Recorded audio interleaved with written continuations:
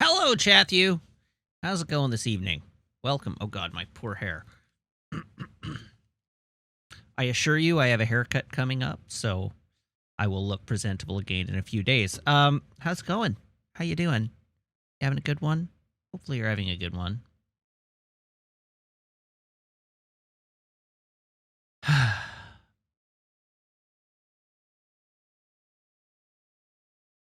I'm gonna just sit here in silence. Yes, Maple does look so sleepy, doesn't she?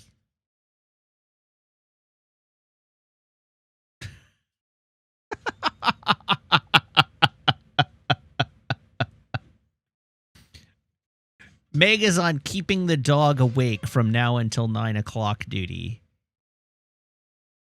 And I fell asleep on the couch at 3:30. Yes, you did.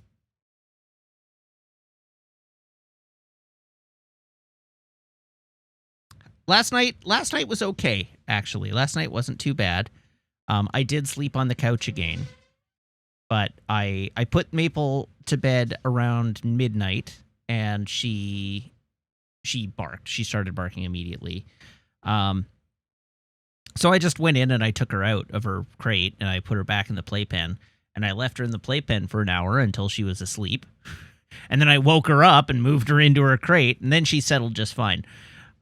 So she slept straight through from 1 o'clock until 6:30, and at that point it was Meg's problem. So so that was great. For my part, I went to bed on the couch around 1:15, and woke up at 6:30 and moved into the bed.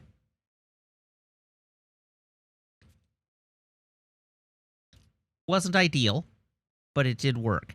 So yeah, wasn't too bad. Maple's not even in her playpen anymore, so I don't know why I'm showing you the playpen. But that's how yesterday was. Tonight, I'm going to try and sleep in the bed. I'm going to be bold. I'm going to try and sleep in the bed tonight. I might not make it through the week if I don't. So I'm going to try and sleep in the bedroom again tonight. I spent some time today working with her, where I would go in. I put her in the pen, and then I left the room until she settled, and then I came in and lay on the bed. And I would lie on the bed with her until she got up and started barking, and then I got up and left the room. And then I would wait until she settled, and then give her a few minutes, and then come back in and lie on the bed, and then I'd wait, and she would bark, and I'd get up and leave the room. And so I'm doing a little bit of work with her to get her used to the idea of, like, don't get up. If you want attention, like, barking doesn't get you released. You get released from the crate when I come in to release you from the crate, and barking at me to release you from the crate doesn't accomplish anything. But also, just like, if you want there to be company in the room and to not be alone, you have to shut up. Stay settled. So that's been my approach today.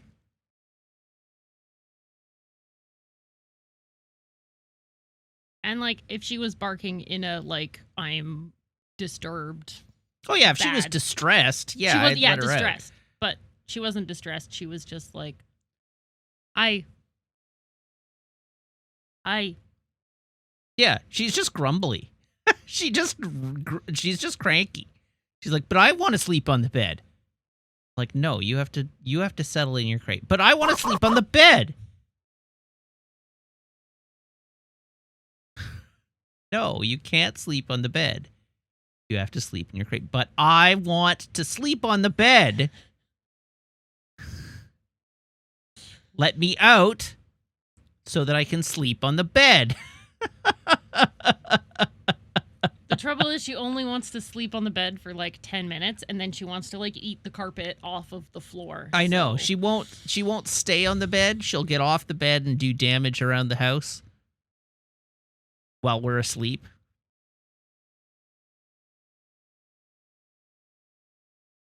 Yeah. So, anyhow, working on it. In other news, pardon me. In other news, since last time we spoke, I went and saw the Super Mario Brothers movie, and it's pretty good. You may have heard that the reviews are quite bad. The reviews I feel like the reviews are being kind of curmudgeonly. Like, I will be the first to tell you. I will not be the first to tell you, but I will definitely say, like, it is what it looks like on the tin, right? Like, if the trailer looked like it wasn't going to be your jam, then it's probably not going to be your jam. But it is a very straightforward Super Mario Brothers story. It is, like, they do, yeah. Like, the reviews are as such. Like, it's got about a 50% Rotten Tomatoes score from critics, but it's got like a 90% Rotten Tomatoes score from like moviegoers. And it's gonna be, it's gonna be $1 billion movie. It's on track to make a global $370 million opening weekend. So it's going to be $1 billion movie. But, like, it's fine. It's a totally fine. There are some legitimately funny jokes. There's one character who I laughed at every single line they delivered. Like, laughed out loud in the theater at every single line they delivered in the whole movie. But there are, like, genuinely good jokes. There are like some good references to past Mario franchises.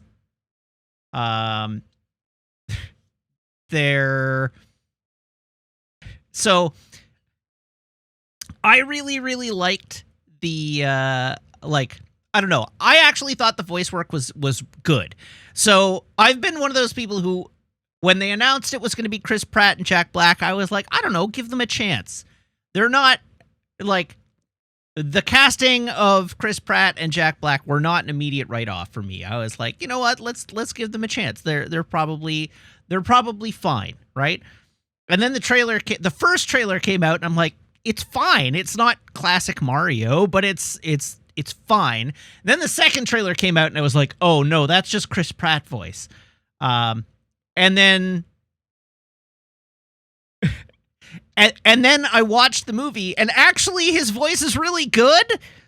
Like, he's not just doing Chris Pratt voice, he is doing, like, a Mario voice. Like, not the Mario voice that you're used to, but he is doing a voice. It's not just Chris Pratt voice. And as an additional thing, they kind of, like, threw in a nod to, well, they threw in more than one nod to the to the Mario voice, right? Because without going into spoilers, they sort of establish, not a plot point, but they give character background that explains the different voices. I don't want to say too much because I don't want to spoil anything, but so Captain Spam says Charles Martinet. And yes, I am talking about Charles Martinet's voice, but I'm saying the Mario voice because for my part, the Mario voice isn't actually Charles Martinet. It's Lou Albano. Captain Lou is my Mario. I know, okay, Boomer, you can say it, it's fine. But I always significantly preferred the Captain Lou voice to Charles Martinet's Mario voice. I don't actually like Charles Martinet's Mario voice very much. But in any case, the current Mario voice, Charles Martinet's version of the current Mario voice, it is not non-existent in the movie. It exists in the movie, which is all I'll say about that. It's there. And it's Charles Martinet. All right, well, in that case, Charles Martinet has not one but two voice roles in the movie. One is Mario's dad, who has like a fairly sizable number of lines in the movie. And one is a character whose whole shtick is that he does the Mario voice. So it's in the movie. But I thought Chris Pratt's version of Mario was totally acceptable. Jack Black grew on me a lot. I don't like immediately go like, Jack Black, yeah. I find him kind of grating, but he was fine. Again, he did a better job at Bowser than I expected. all things considered. So the theme of the Super Mario Brothers movie to me was that was better than I thought it was going to be. It's not like high art. It is a kids animated movie about Super Mario and his brother, the Super Mario Brothers. My one complaint is that at several points in the movie, they had opportunity to refer to them as Mario Mario and Luigi Mario, and it would have made more sense in context for the character talking about them to use their whole name. And they didn't go for it.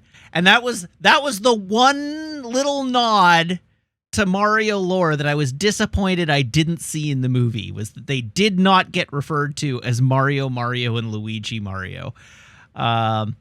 Because I think that's a funny joke. That is my favorite little part about the Mario Brothers lore, is that their last name is Mario, so that they are, in fact, the Mario Brothers, not just Mario and his brother.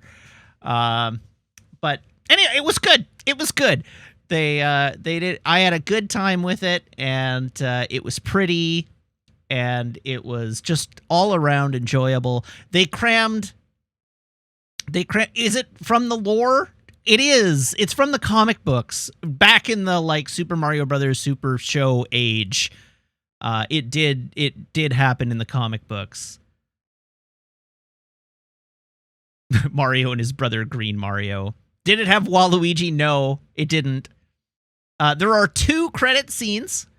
There's one in the middle and one at the end. So stay through the credits. The one at the end is setting up a sequel.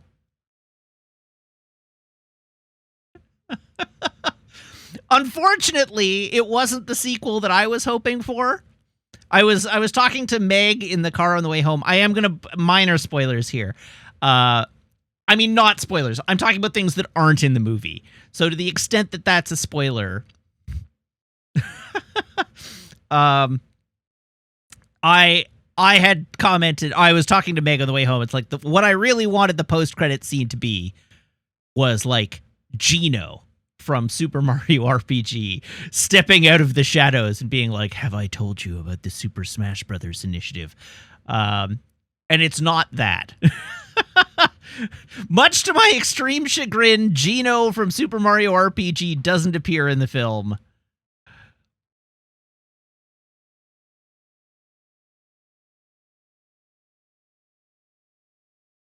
Kuzunoki says Mario Kart movie in the style of Speed Racer live action movie. What if I told you that this movie has extended sequences that draw on both Diddy Kong Kart Racing and on Mario Kart?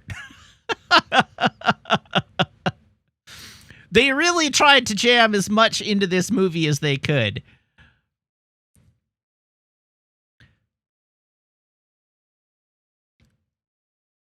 Yes. So the Kongs collectively, Donkey Kong, Diddy Kong, Cranky Kong, and Diddy Kong's girlfriend, whose name I can't remember, do all appear in the film. Dixie Kong! That's who it is. That's right. I knew it wasn't Candy Kong.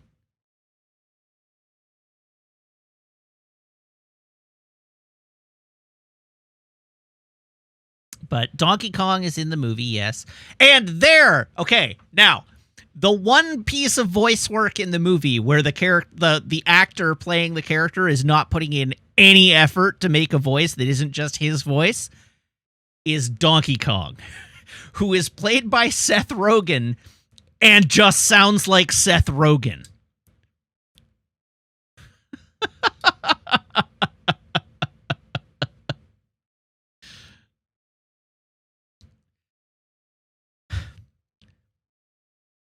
I know, it is kind of the weirdest place not to do a voice, but he is a gorilla who sounds like Seth Rogen. That's Donkey Kong. Does Rogen ever put it up? Well, like, I don't think he's doing a bad job. He's just not doing a voice. But yeah, Donkey Kong endorsed Vancouver's local public transit and did several PSA messages for them. That's the important thing to know. But anyhow, good time. I had a good time. It was a good movie. Generally enjoyable. Xanda, you don't know what Seth Rogen sounds like? How do you not know what Seth Rogen sounds like?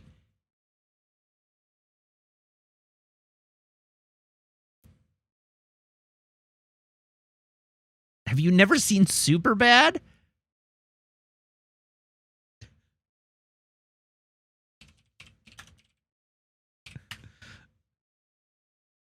All right, it's time to go through Seth Rogen's cinematic history. What movies has Seth Rogen been in? What is... I want Seth Rogen's complete filmography as an actor. 107 parts. We're going to go down the list until we find something that Xandai has seen. We've got Invincible, Super Mario Brothers movie, The Fabelmans, The Boys, Chip and Dale Rescue Rangers, Big Mouth, Muppets Now, The Lion King, the live-action Lion King,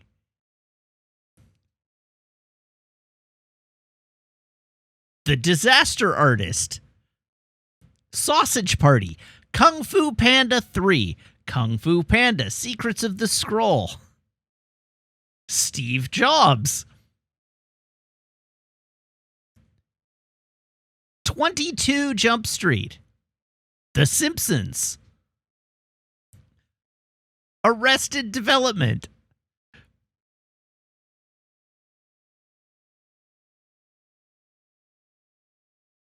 Kung Fu Panda, Secrets of the Masters, Kung Fu Panda 2, The Green Hornet, Monsters vs. Aliens, Zack and Miri Make a Porno, Pineapple Express, Step Brothers, Kung Fu Panda, Horton Hears a Who, Superbad, Shrek the Third, Knocked Up. He was Mantis in in the Kung Fu Panda movies. And he was Bob, B-O-B, in Monsters vs. Aliens. Oh, sorry, the Monsters vs. Aliens video game, but also in the movies, it looks like. He was in 40-Year-Old Virgin. He was in Anchorman. He was in Donnie Darko.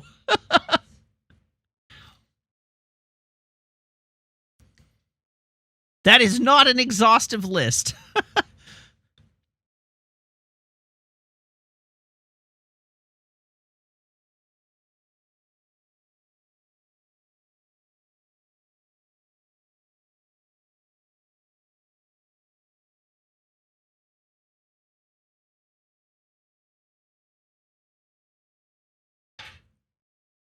He was apparently in Donnie Darko. I assume as a small part. He was Ricky Danforth in Donnie Darko.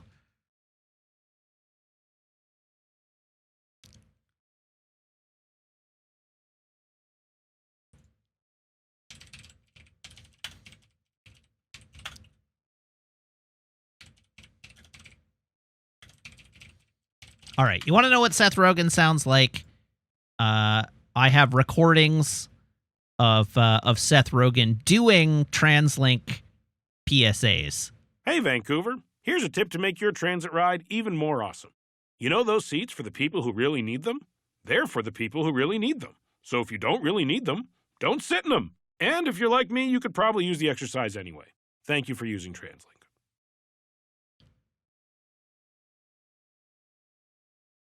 Hey, Vancouver. It's Seth. Here's a tip to make your transit ride even more awesome. I'm really happy you got plans tonight. Really, I am. But unless I'm invited, I don't need to hear about it. And unless you have a very good reason, don't be one of those people using their speakerphone in public. Have fun tonight, by the way. and thanks for using TransLink. Hey Vancouver, it's Seth. Here's a tip to make your transit ride even more awesome. I know your bag is probably very nice and you care deeply for it, but that doesn't mean it needs its own seat. Keep your bag in your lap or on the floor so human beings can occupy the seats.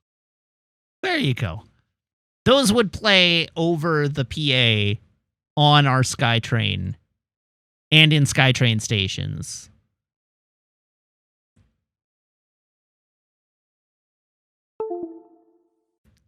And that's what Seth Rogen sounds like. That's also what Donkey Kong sounds like. He's maybe trying to make Donkey Kong sound a little gruffer, but basically it's him like just talking in the lower register of his voice. What sort of person needs to be told not to not prevent people from taking a seat with their bag? Lots of people.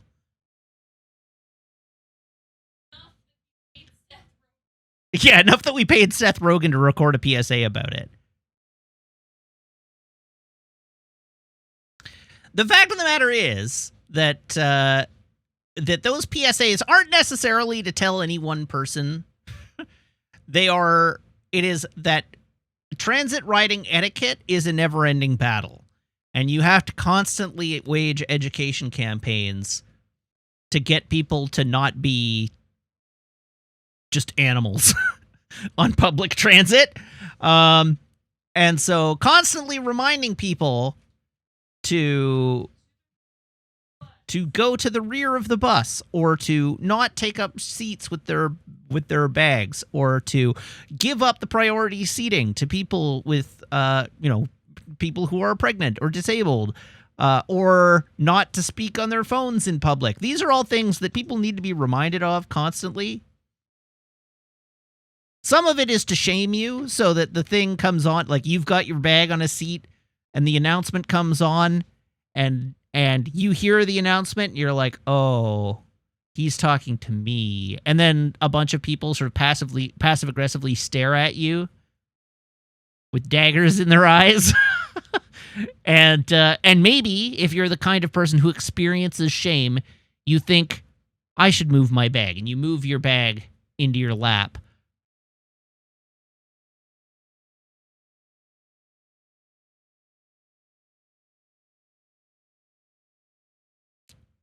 The problem is that a lot of people don't experience shame, as we've learned over the past 5 to 10 years.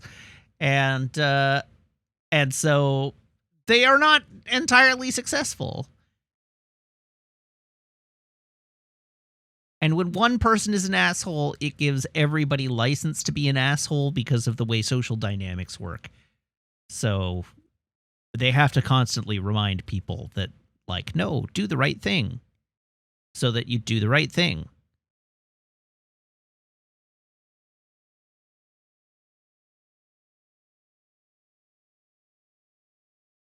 Anyhow, I do object. Somebody said the kind of people who take transit, which I object to that when I say, like, certain people need to be reminded, not like what transit etiquette is. The response is not the kind of people who take transit. Transit is great. We should have more of it. More people should take transit. You should consider yourself the kind of person who takes transit. But you should also treat the people around you with respect and don't be a selfish butthead.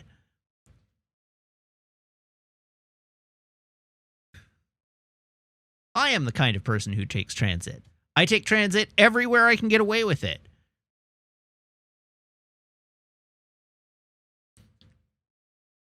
Diobor, I'm pretty sure I have seen the transit in your city specifically. And it's not great, but it's fine.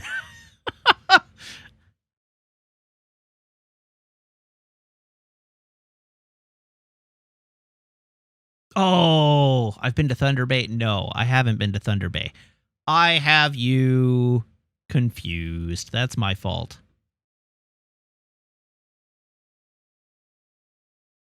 For some reason, I thought you were in Seattle.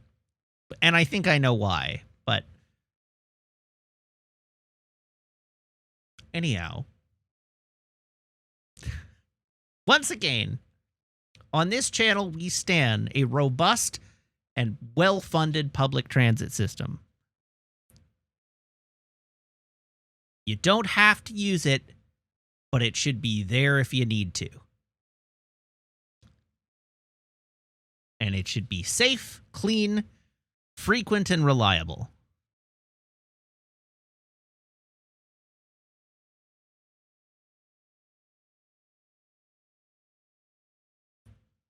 And free at point of use, but that's like... We all have dreams. That's like fourth step down. Let's get to robust and well-funded, and then we can talk about changing the payment structure.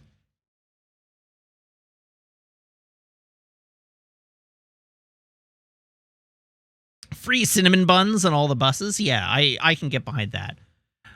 All right. I owe a joke, so I'm going to tell you a joke. Why don't cannibals ever cook their meals?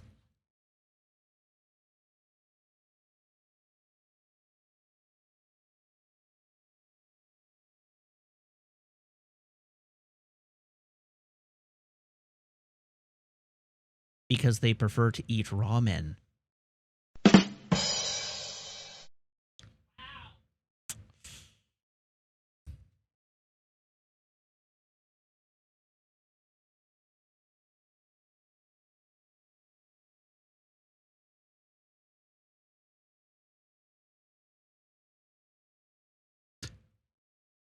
Hey, Meg. I went to the grocery store and bought everything on your shopping list, but I forgot but I missed one thing. I forgot you bread.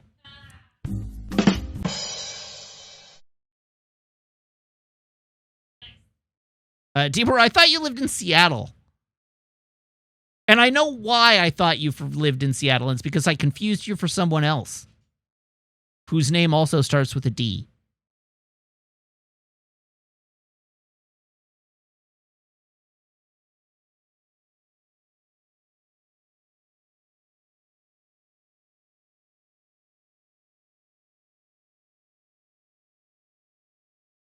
What do you call two parasites discussing the time?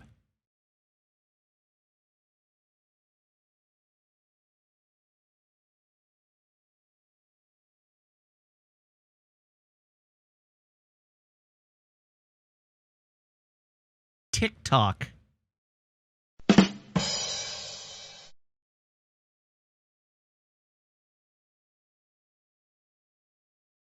All right. I told you 3 jokes in place of the 2 that were redeemed.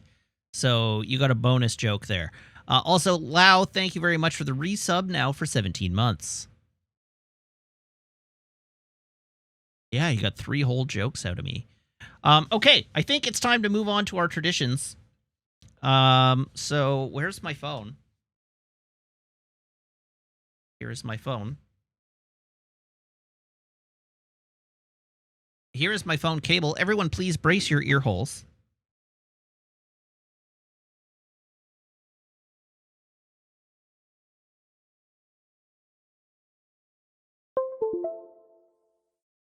And for the beverage, Garcon, can I have a drum roll, please?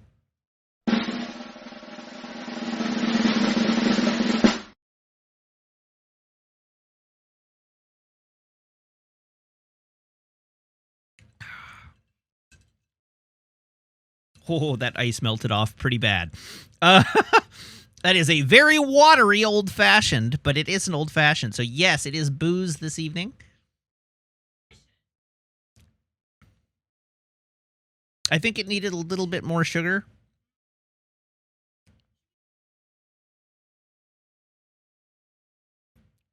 No, it's okay. I let it melt. Yeah, I let it melt because I had to make it before the stream started, and it's been 29 minutes. I have been sitting here watching the ice melt into my drink for the last 29 minutes. I could have done the tradition early, it's true. That's right. I need to get some freezy rocks. That's the real, like, tech.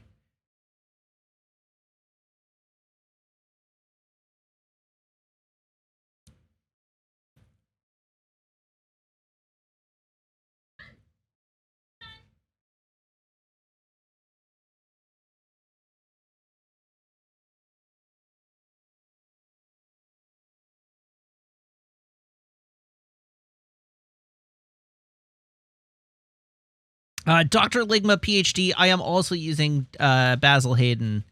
I'm using the Basil Hayden 10-year bourbon. Basil Hayden's 10-year bourbon. 12-year bourbon? 10-year one of those. The fancier one. Anyway, what kind of old-fashioned? A basic old-fashioned. This is Basil Hayden bourbon with Angostura bitters.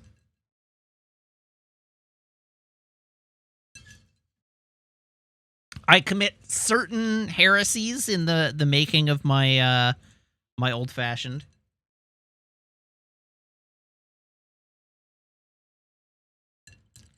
Because if you look closely, you'll notice there's an maraschino cherry in there, along with my expressed orange peel. And I shook it. I didn't stir it. We have a drink shaker, and I like my old fashions just a titch watered down. So I put it in the shaker. I put in a couple of handfuls of ice, and I shake it. I'm pulling the James Bond where I'm trying to take the edge off by mixing a bit of water into it. We also don't have a muddler, so I can't properly muddle the sugar into the water and the bitters. So shaking it gets the sugar mixed better. Anyhow, I know it's a heresy. Sounds like I need a new bar set. I definitely don't have room for a new bar set. 50, according to the recipe that I have, you do muddle the sugar. You're supposed to take the sugar. You're supposed to take a teaspoon of sugar. That's what I did wrong. I used half the sugar that we were supposed to use for this recipe. But teaspoon of sugar, teaspoon of water, 3 shakes of Angostura bitters, and then you muddle that together, and then you add your 2 ounces of bourbon to it. And but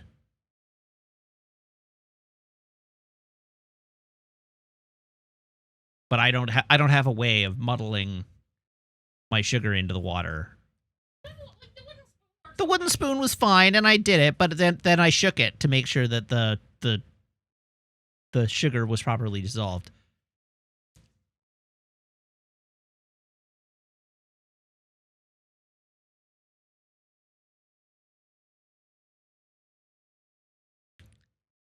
Anyhow, this one is delicious, but a little watery and not quite sugary enough.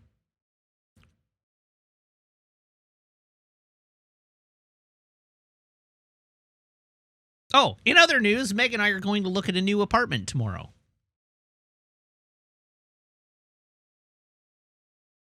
Oh, and Linda just sent the feature sheet through to us. So I'll email it to you.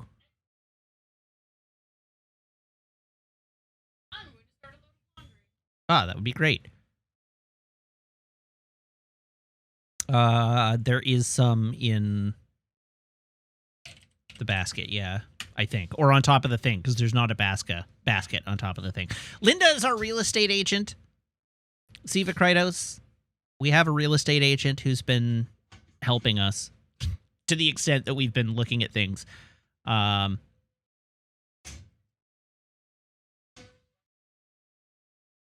Remember when we first started with her and she was like, "Oh, I'm usually able to find people something within about no more than 2 years." And we're going on This is 2. November will be 2 years. Really? Yeah.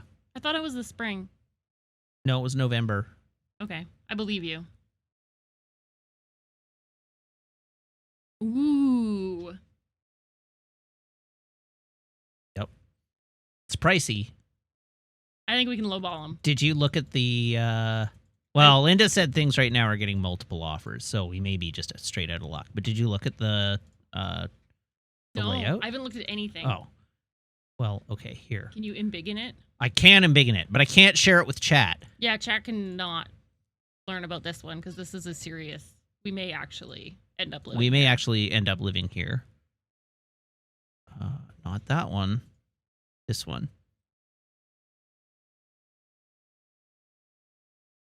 Anyhow, the layout is really quite nice. Like very functional. Ooh. So the only real downside is the kitchen is quite small. But It's like the same as our current kitchen. oh, I didn't even look closely enough at this. This is 2 beds and an office. Yeah. You would have your own office. I know. I'm really... Yeah, this would be good.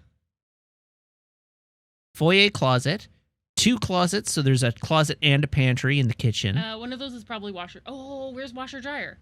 One of those is one of those is washer washer dryer. Okay. Probably the one with the arrow. But still, an office that's bigger than my office currently. There's washer dryer. Oh yeah, the other one is. No, the air conditioning unit will be probably in one of the. Oh, maybe. I don't even care. Hard to say. Yeah. Kitchen. Big old master bedroom. Walk-in closet. Ensuite. Second bathroom. The ensuite has a full tub, which is great, and then my office 8 by 12. Literally twice the dimensions of this room. We could get like a nice inflatable air mattress for the parentals. If need be, yes. But I could Or like potentially Friends. even make this into not just a streaming office, but a streaming office that also has, like, I could put my You could put your desk in the closet. well, no, I was thinking I could put my my model kit, like my model work. Oh. Just take the doors off, do my model work in the closet, have this direction, like have a You'd bookcase have to across vent here or whatever. Your container. Oh yeah, well, you'd have to Yeah. vent the thing. But so even then, like get a corner desk, like get a desk that goes across and then up this wall, and have the model unit over here and over here, And we could put a baby gate there so that Mabel could never go in there. yeah, and have the streaming desk on this side. Anyhow, it's really nice. Yeah. Unfortunately, it's $50,000 more than we can afford.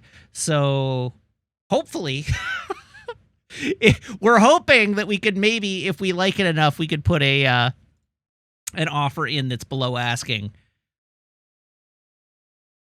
Hopefully. I mean, we can put an offer in below asking. I mean, yeah, we could put an offer in below asking and just hope for the best. Ooh, we should see what it's assessed at. Oh, right. Well, Let's look right now in front of chat. bcassessment.ca. And then also find out what our monthly payment would be. Oh, it's below assessed value. Ooh. They're selling for last year's assessed value. Interesting.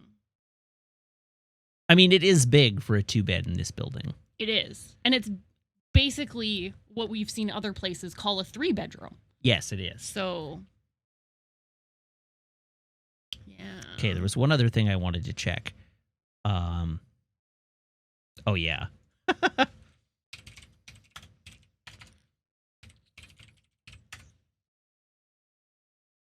What would our monthly payment be? Exactly. What would our For the mortgage look low like? price of 500 tier 3 subs. That's you, chat. That's you. Mortgage. Residential How much can I afford? mortgage. We are, give or take.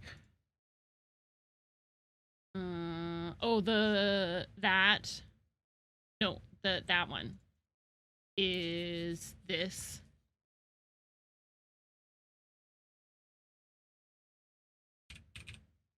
Yep. Okay. And I closed it, but what's the property tax bill on this Oh, thing? probably like $3,000. Yeah, $2,800 a year, so 2,800 divided by is about $200 a month. Say 220. Sure. Heating costs monthly. That's That's in- hydro, more like 100. Yeah.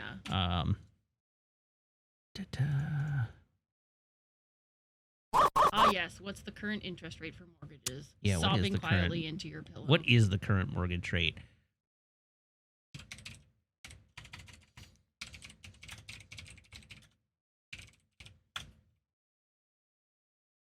Mortgage rates. Here we go.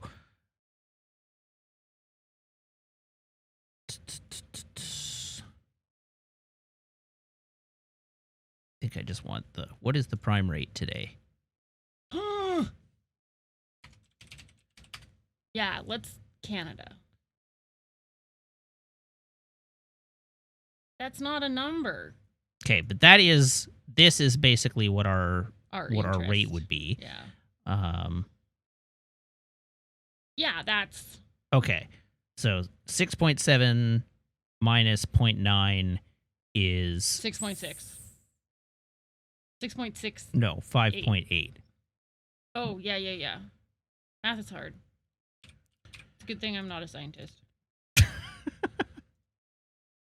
Right? I have a guy for that. And Oh, so then damn. if we scraped literally everything we had together, we could do, I wouldn't want to go that high, but we could do, say, Yeah, that's a good number. calculate my results.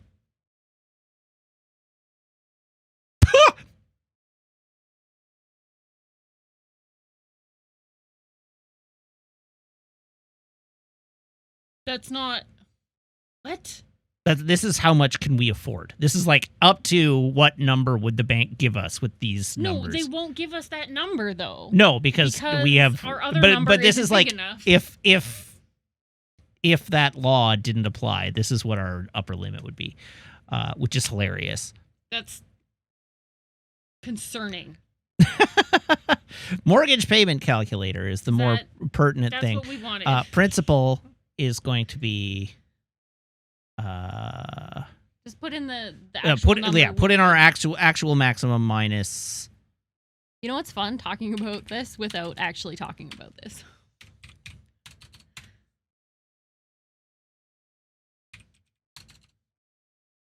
$5.8, I said. 1 million years.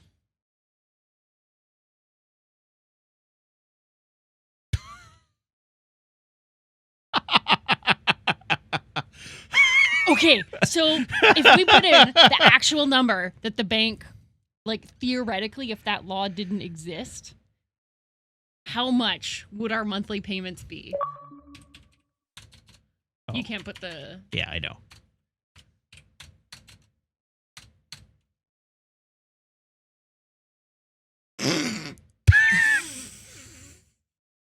I don't think we can afford that. I don't think we can afford that at all. Anyways. Yeah. All right. Well, good to know. Good to know. We've checked our numbers. Chat's gone. I don't know where chat ended up. There they are. Yeah, the facial expressions of Vancouver real estate. That's right. The mortgage payment that we would be staring down. If you factor in, if you were to factor in the maintenance fee, the mortgage payment that we would be staring down is 3 times what we currently pay in rent. Yep, super normal. Very good. Yeah. Very, very normal real estate market. Goodbye, old fashions. Hello, water. Mm-hmm. Goodbye, old fashions. Hello, poverty. Yeah. No ice cubes, even. Ice cubes cost We money. can't afford ice cubes. Thankfully, it comes with a fridge that has a built-in ice maker. Yes, do you know how much electricity that costs? Mm. Yeah, there would be no... Like, look at all these lights you have in your streaming office. That's all money. All Well, it's a good money. thing they're LED lights. Yeah. Maple would have to go onto budget dog food. Budget dog food. We'd have to yeah. get Costco dog food. Yeah. Yep. It's slightly less than 3 times. It's functionally 3 times But because we'd functionally also 3 times because there are like Yeah. there are other expenses. Yeah. So yeah, this is where you know how I'm like sub at tier 3. Help me help you by helping me get a home that allows me to actually have like a streaming set and have more flexibility in the types of content that I produce.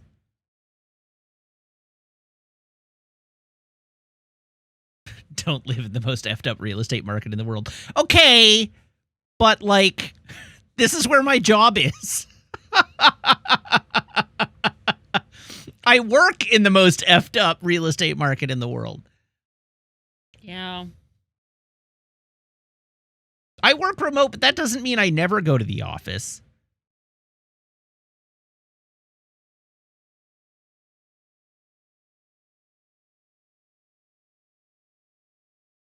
When was the last time I went to the office? Like a week ago. It's true. And yeah, all of my, I like all the things here. Part of why it's a messed up real estate market is because it's a good place to live. Part of it is because they don't build nearly enough housing. But part of it is because it is a really nice place to live.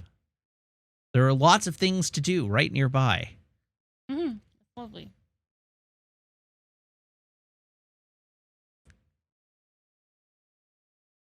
Come down to Vegas, step 2, put it all down on black. That's not...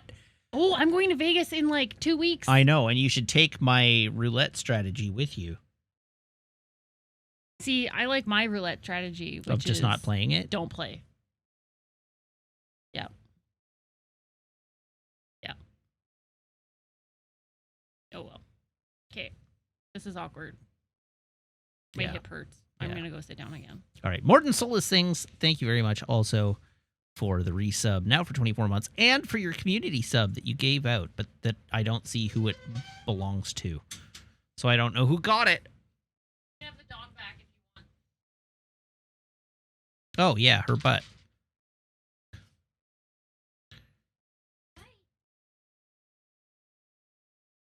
There you go. You can see Maple's butt.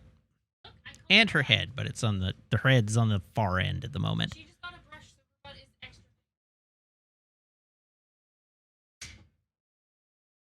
So majestic.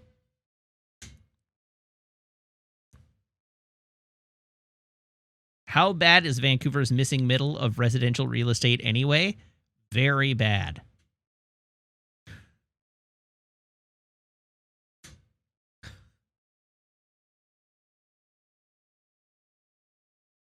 Yes, Vancouver what middle?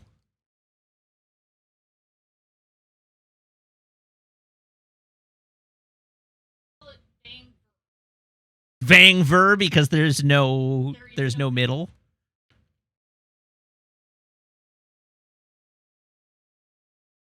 Come to Vancouver, where you have your choice between a tent on Hastings Street that will probably be torn down by the police, or a luxury high-rise where you pay $1 million for 800 square feet. There's no alternative. And if you're fabulously wealthy, you can own a crack shack in East Van.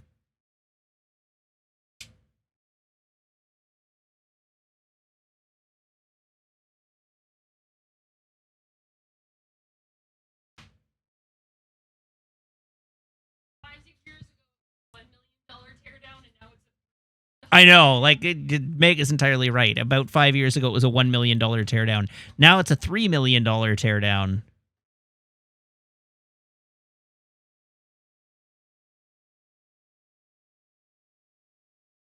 You can basically assume in Vancouver that any given condo is selling for $1,200 a square foot.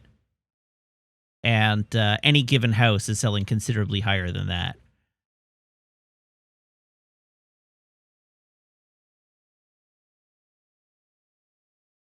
Come on, lottery is right. Anyhow, remember to like, share, and subscribe here on twitch.tv/Wiggins. No. When they say crack shack, it doesn't come with the crack. It comes with a crack. It probably comes with many cracks. In the windows, in the walls, till the sweat drips down your balls.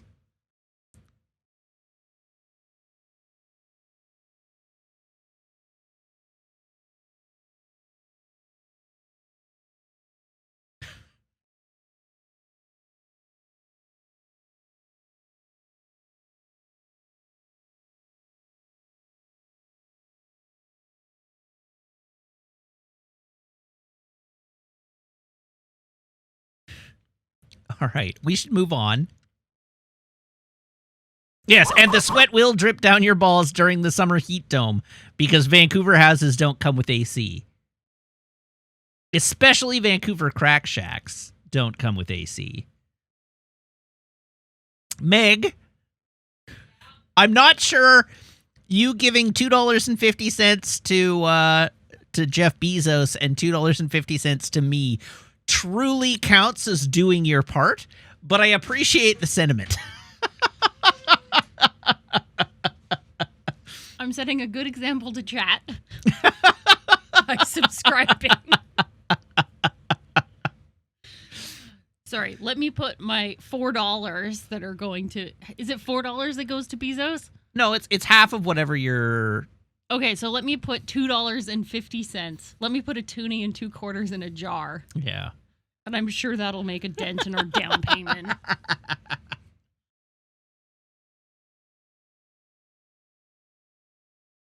Imagine paying $3,000 a month in rent and dying of heat stroke in Vancouver. I don't have to imagine that happened last summer. Yeah, to that many was, people. like over 600 people. Yep.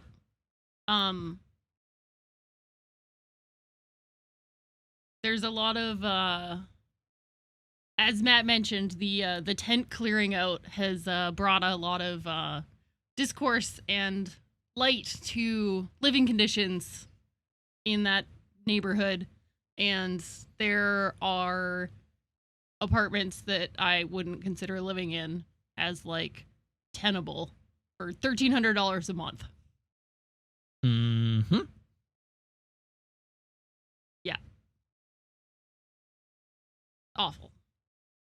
Yes, as and I were talking about Vancouver real estate again. Yeah. Bad news.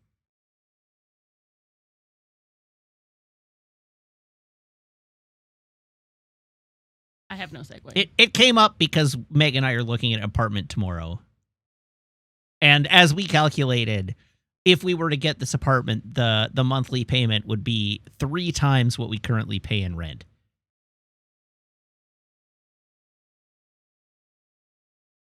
Maple's lurking. Oh, yeah, so she is.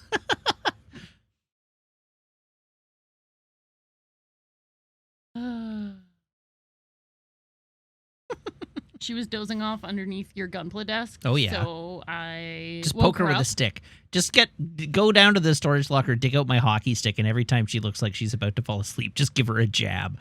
I mean, I kind of did that because I pulled out the brush and I started brushing her. So, and then she got riled a bit. Yeah. It's not mean. I'm just trying to keep her sleepy so that when we put her to bed, she goes the fuck to sleep. So that Matt can sleep in a bed tonight. She doesn't hate the brush. Maple quite enjoys the act of being brushed, but she gets she riled makes with bitey excitement. face. Yeah. When she gets too excited, she stops being able to control her face. She was mostly just mad that I wasn't plying her with treats. Yeah. Anyhow, she's very good.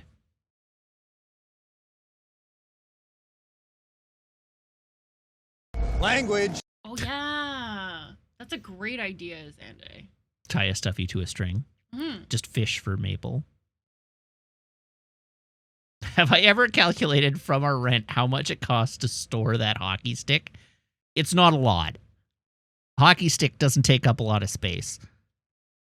I think the empty console boxes. The empty console boxes are a much bigger problem. Although there aren't that many of them. I know, I'm so proud of you. In fact, there are none of them. We got rid of them all. I know, I'm really proud of you. Right now, it's what's filling the space that used to be empty console boxes are unopened Lego and unopened Optimi Prime. There's an Optimus Prime. There's a couple of Lego kits. There's my Master Chief. Camping supplies. There's no, I'm not counting camping supplies. I'm talking about specifically my things that are now filling the empty console box space. My Excelsior, my Starship Excelsior. That's still there. Like that's taking up space. the Lego. So it's the Lego DB5. The Aston Martin is down there. The long neck, the Optimus Prime. There's something else that I'm forgetting. But anyhow. Oh, of course, the second Lego Helicarrier is Oh yeah, that. down there. But that was there when the empty console boxes were there. So it can't truly be said that that is taking up space that the empty console boxes were taking up, because they were taking up different space. Matt has more things than I have rocks. I definitely have more things than Meg has rocks. Do I keep my Gunpla boxes? I do not.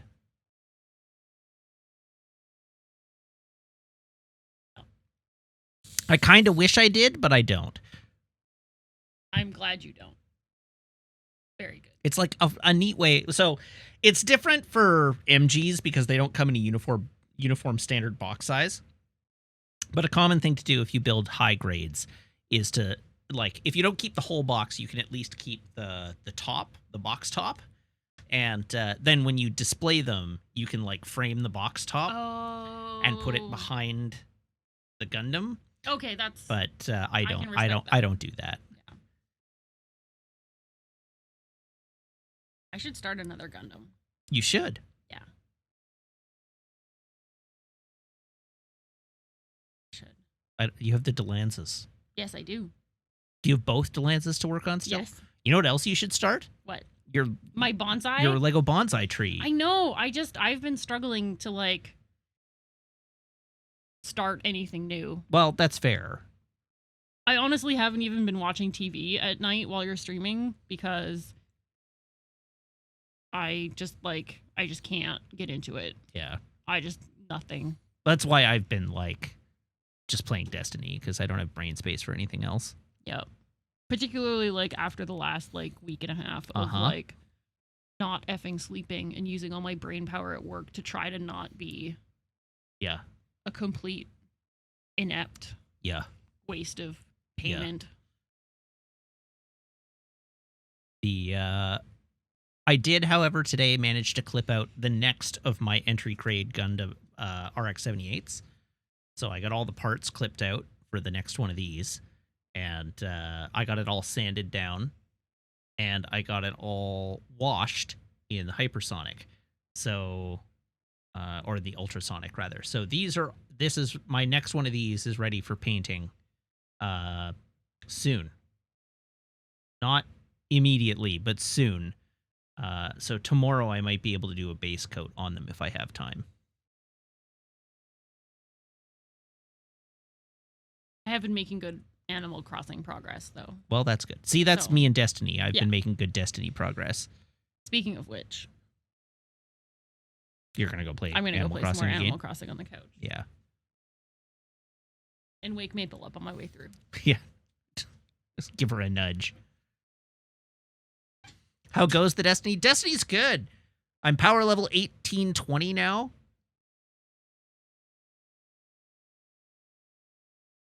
And I've hit the limits of my ability to do things on my own. So I... Ghost of Jeff Goldblum, my power level in Destiny is 1820. That is... The current hard cap is 1830. I'm at 1820.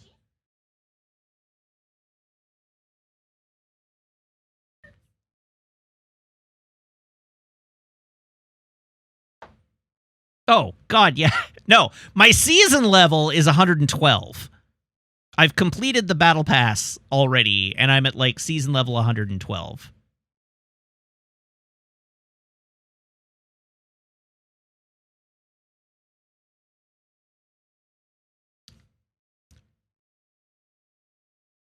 Hey, Meg. I know you're blocking the dog. That wasn't what I was going to ask you about. Could I possibly trouble you to prep up another round? Thank you. The pinnacle cap is 1810, but you can get up to 20 power levels from your artifact. So the hard cap is 1830.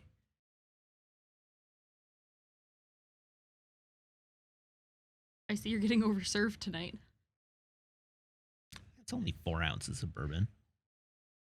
In this economy? Thank you, dear. You're welcome.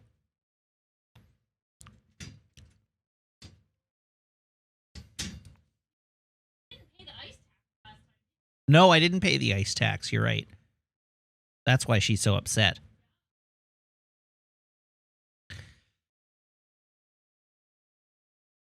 There's no limit on artifact boost? That can't possibly be right.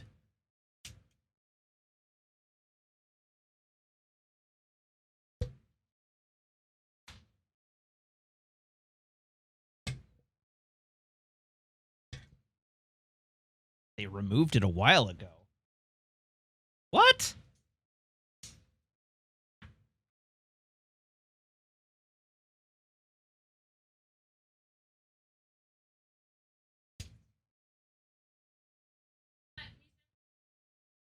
Yeah, give me a sec.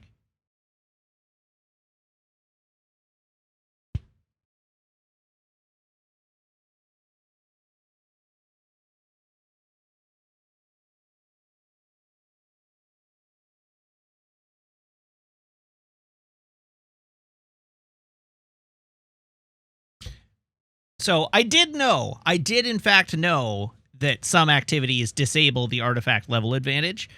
And if you exclude my artifact, I am currently at 1805, I think.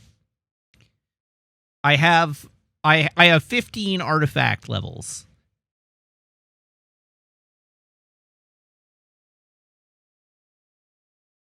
So anyhow, point being, it's great, but now I'm actually at the point where I need to learn to play Destiny. That's where I'm at. Destiny's going fine. My power level is great. I am able to access any of the content in the game. Now I have to learn how to actually play the game.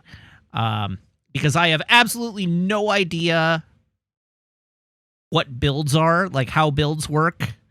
Or what's good. I have no way to evaluate what's good and what's not good.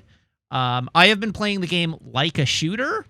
So I have guns that I enjoy, and I use those guns, and then I look at YouTube videos that are like, this is the way to build your character for late game play. And they all use guns that I don't want to use because I have the guns that I like to use. And and I'm like, no, I don't want to use that build because now I'll have to use these other guns that I don't want to use. But anyhow, I do my Gambit weeklies, and I'm good at Gambit. I play a lot of Crucible. And I'm not bad in Crucible. My combat effectiveness in Crucible is pretty good. But the high end Nightfalls, I just out of curiosity tried my hand at the Legend Lost sector today. The gulf between where I am right now and what a solo flawless would be is so wide that the only way I'm going to be able to get my Guardian rank, like not my season rank, but my Guardian rank up, is to learn how to play Destiny. So it is an enormous gulf between me and being able to do a solo Legend Lost sector without dying. But I've prestiged in Crucible. And I've prestiged in Crucible and Gambit, actually.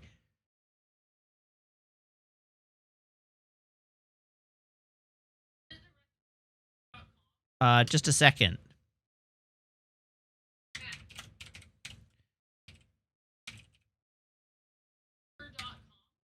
I don't know. So give me a second. Bourbon old fashioned. 1 teaspoon sugar, 3 dashes bitters, 1 teaspoon water, 2 ounces bourbon, garnish with an orange twist. Yes. Exactly that recipe. Except that I gave us both only half a teaspoon of sugar and half a teaspoon of water because I effed up.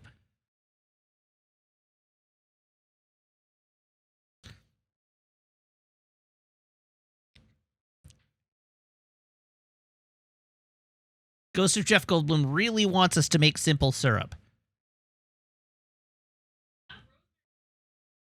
Yeah, but I don't want a rosemary old-fashioned, so...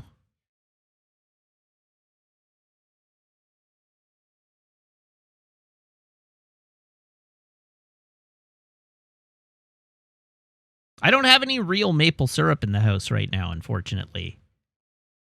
I made pancakes the other night, in the middle of the night, because I wasn't able to sleep, and I went to go get the maple syrup, and our jug of maple syrup was empty. But I'm going to Costco tomorrow, so I'm going to buy a new jug of maple syrup tomorrow.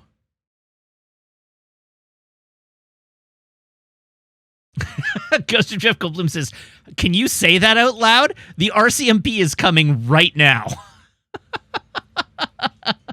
All we have is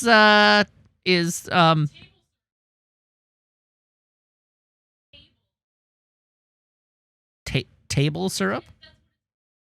Aunt Jemima. Okay, well, it's log cabin now. Because they determined that old Aunt Jemima was racist. Our facsimile maple syrup got canceled for being a milkshake duck.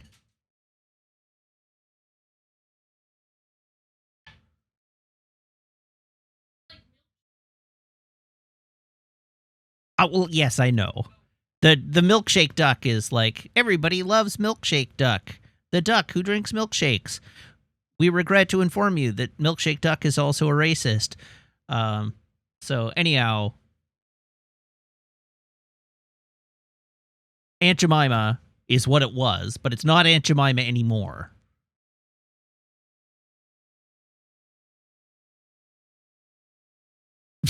I'm not using milkshake duck here as if to say it was like a huge surprise or as if I'm disputing the fact that Aunt Jemima was racist.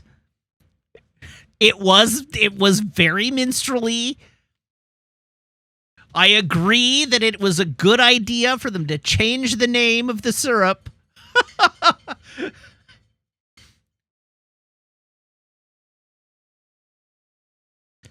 But society as a whole did come to the realization that Aunt Jemima was in bad taste and needed to be changed. Which was all I was getting at. But also, it's not real maple syrup, which is why I said we don't have real maple syrup in the house. We only have the knockoff.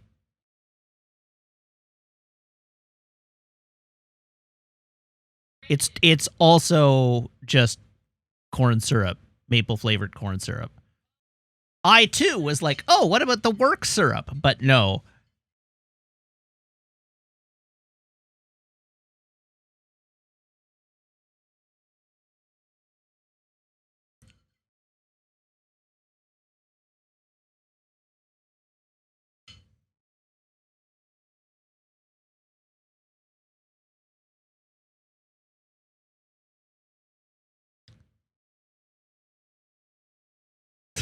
See, Ghost of Jeff Goldblum, I don't hate the fake syrup. I grew up on it. But I do. In fact, when I was little, I didn't like maple syrup. I found real maple syrup to be too tangy, and I didn't like it. And I didn't even like the fake maple syrup that much. I liked just straight corn syrup on my pancakes. And then I grew out of that and grew into the fake maple syrup and spent many years using Aunt Jemima, and then grew out of that, and now I am all aboard the maple, like real pure maple syrup train. Preferably the dark maple syrup, like the really deep copper-colored maple syrup. Yummy. Sorry, my Xbox turned off, so I'm going to turn it back on.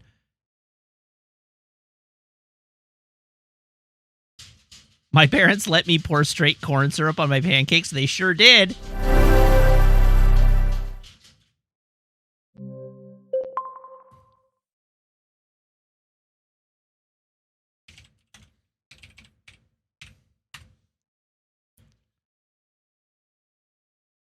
Now I'm trying to find a picture of the specific brand of corn syrup.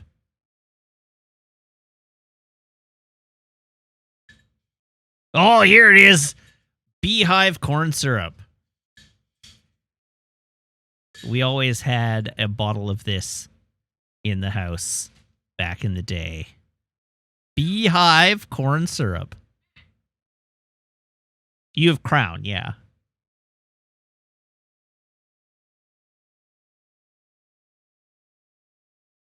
I just didn't like the maple flavor when I was little.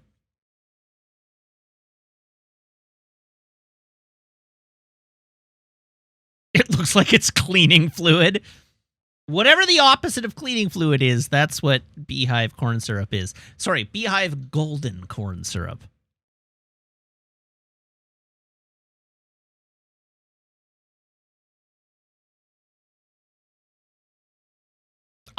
So Xandai, I was actually just thinking that it does feel like false advertising somehow, because in my mind I was picturing it's corn syrup and it came in a yellow jug that looked like a corn cob.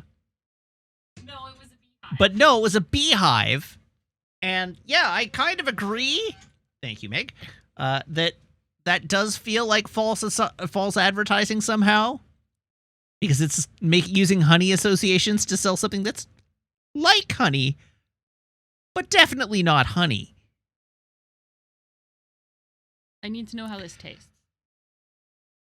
Oh, so you're testing it on me? I require an opinion. Why do you need to know how it tastes? I'm just curious if it's okay. Why would it not be okay? This is I think this is the first old fashioned I've made. Oh. I mean, did you pull a U and not follow the recipe exactly? Or make modifications that were uncalled for? I made no modifications. I made no substitutions. I followed the recipe exactly. And now I'm going to be taking this one back.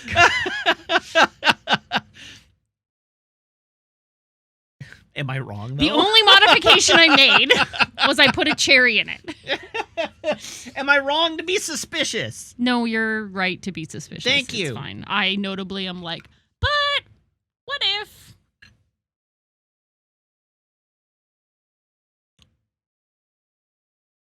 Very good. Okay. It's good. Okay. It's good! Hey, Beaks. Don't be suspicious. Don't be suspicious. Don't be suspicious. Don't be suspicious. That was for Laser Beaks, who said, don't be suspicious in chat.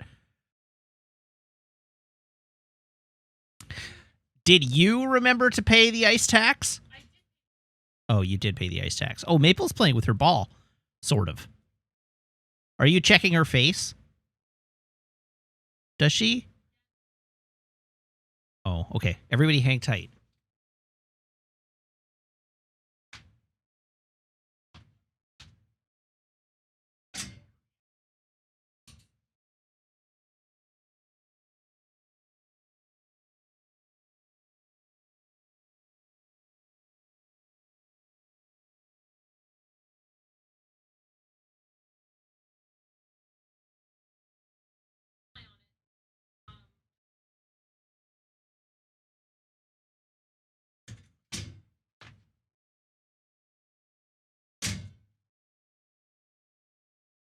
So I have managed to avoid going on a tear about it, but Meg just reminded me. It's okay. Maple got bit by a German Shepherd yesterday, and I'm a little hacked off about it.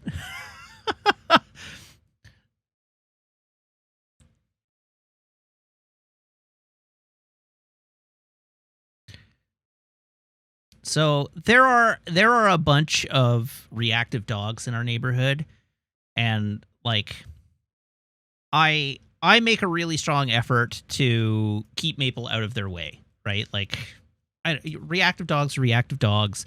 The best thing I can do is, like, Maple wants to meet every dog, right? So I keep her restrained, I keep her distracted so that she's not hyperfixating on other dogs. Yeah, we always ask if she like, is your dog friendly? Can our dogs meet? We always ask. We're very careful about that. And over the last week, she has had 2 encounters with reactive dogs that just really, really frustrated me. So earlier this week, I took her for a walk, and there's a guy waiting to get into a building, basically. He's waiting in the foyer, not the foyer, but he's waiting in like the little alcove in front of the building's door. And the alcove opens onto the sidewalk. And he's just walking back and forth, and he's got a little Boston Terrier with him. And we're walking down the sidewalk towards him, and Maple sees the Boston Terrier and it does her thing, right? Like she pulls a little towards him and is just like, hey, I want to meet you. Tail wagging, very happy. And the little dog, its body language was telling me that it was nervous, but Maple's a very large dog compared to a Boston. And so I was like, okay, well, you know, Maple really wanted to meet this dog. So, and the guy had positioned himself right in the middle of the sidewalk. There's this whole like alcove over towards the door. The guy had positioned himself and his dog right in the middle of the sidewalk. And it's not like he didn't see me coming, because he looked right at me. And as I'm like trying to pull Maple back and like get her attention on a treat so that I can talk to the guy and be like, hey, can my dog meet your dog? Maple pulls. And so I just ask him, and I'm just like, hey, is your dog friendly? And he's like, no, it's reactive. And then doesn't move. And continues standing in the middle of the sidewalk as I'm like actively trying to pull to get Maple's attention back on me. And then I'm like, and I do, right? Like, you know, Maple's relatively easy, very food motivated, relatively easy to get a hold of. She's just strong and very friendly. And so anyway, I managed to pull her back, but I'm standing there like shoveling treats into her mouth to get her attention and trying to figure out how I'm going to get around this guy as he stands in the middle of the sidewalk with a dog that he's now told me is reactive, and he doesn't move out of the way. And like, why? If you know you have a reactive dog, why have you put your dog in the sidewalk with another dog coming and then not doing anything? So that annoyed me. But anyhow, what happened last night is I had been walking Maple, and I was bringing her back home, and I was at the door of our building, and the panel to scan into the building with your fob is hidden from the door. So you can't, like, if you look around the corner, you can see it, but you're not standing right in front of the door when you use the fob. And so anyhow, I had Maple on a fairly short leash, but she was obscured from the door.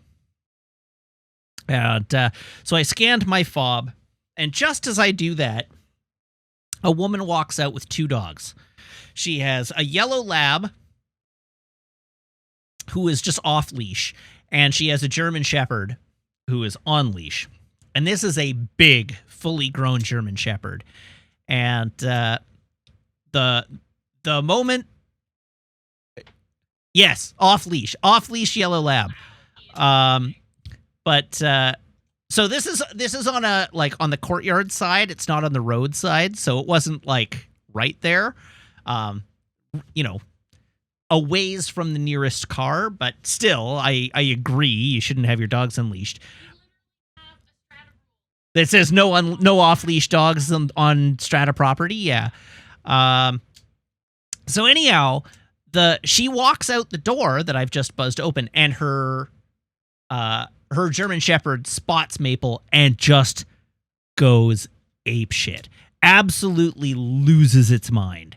Like barking aggressively and the whole thing. So I immediately like yank some treats out of my pocket. I pull Maple over to the side, over to where the bike racks are, to get her like away from this dog. And again, I'm like shoveling treats into her mouth to get her attention and bring her away. But you know, there's a lot of excitement going on, and she's a puppy, and she's just like, what's going on? What's going on? I want to know why this dog is barking so much. Anyhow, the yellow lab sort of wanders over dopily. And the woman is like got her arms under both of the elbows, like the armpits of the German Shepherd, as she's trying to pull it back, and it gets loose. And it lunges at Maple, and it bit her on the face. It caught her right on the lip. And thankfully, it didn't do any real damage. Maple got a pinch and yelped. And the woman who owned the German Shepherd managed to pull it off really quickly and was like, is she okay? Is she okay? My German Shepherd just got surprised. It was just a surprise. He's reactive, but he just got shocked because your dog was there. He's not normally like this. Can my other dog meet your dog? I'm sitting there like trying to calm Maple down because she's just gotten bit on the face, and Maple has like at this point decided that she's best friends with everybody still because she's a golden retriever. She was sort of like, why did you bite me? But also I love you. And I'm like trying to check Maple's face to make sure she's not bleeding. And anyhow, she's like, can my other dog be? I'm like, I guess your yellow lab can meet my dog. But actually, no. You know what? Your German Shepherd is still losing its goddamn mind. I'm going to just take my dog out of this situation.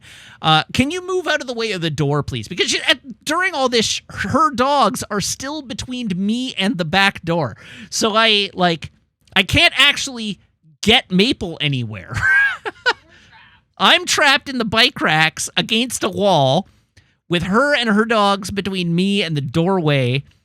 And she's struggling to control these. Like, I mean, I don't know. She's like 120 pounds wet, right? Like, this is not a large woman dealing with 160 pounds of dog between the two dogs and completely like overwhelmed. But anyhow, she did manage to sort of pull them far enough away that there was a corridor that I could get through to the door. So I took Maple inside. And then, of course, I had to like settle Maple down because she was completely riled from all this. And so I got her laid down, and I just, again, feeding treats into her and petting her and calming her down to let her know that like everything's okay. Everything's okay. Nothing is wrong. Everything's all right. And thankfully there was no bleeding. There was no blood or anything, and there was no injury. Her face wasn't torn. But God, that could have gone a lot worse. But anyhow, Meg just noticed she does have a little owie on her lip where, yeah, she's got like a little split lip basically, but not deep enough to get to blood, just enough that there's a little raw spot on her lip. But anyhow, Maple is fine. Maple is fine, but and she's still just as happy and friendly as ever. I don't think she's traumatized by it, but yeah, when I told you that Maple got in a fight. Yeah. Yeah, but anyhow,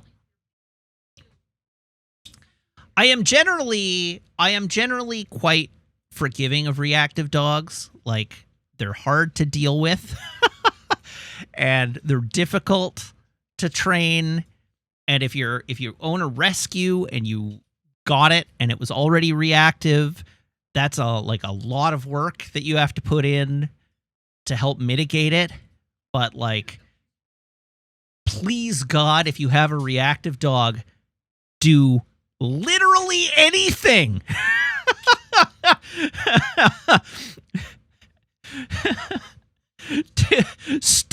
to prevent bad interactions between your dog and other dogs. All she needed to do was the moment that she saw, like the moment her German Shepherd started barking, all she needed to do was back in the door and put the door between her dog and mine. And I would have taken the message from her dog losing its shit that I should go find a different door to bring Maple in, because we have more than one. I did not have to go in that door. But instead, she didn't take the opportunity to prevent the interaction. And I did my best to get my dog some distance so that she could get her dog away. But, like, come on. Anyhow, Maple is fine. And if Maple hadn't been fine, I would have torn the world down.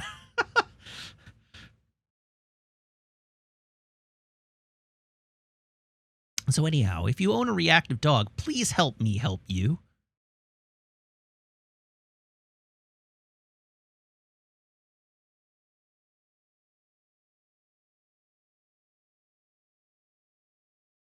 That's the totality of my of my story. As usual, help me help you.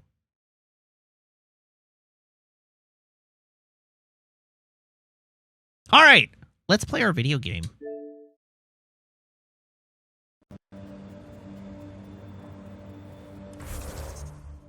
Does anybody remember what we were doing? Because I sure don't. What is this?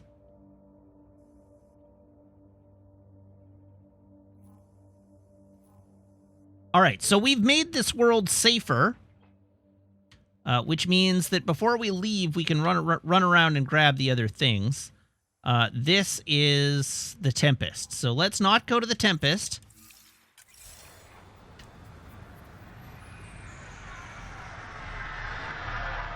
Does anybody remember where we parked? There it is.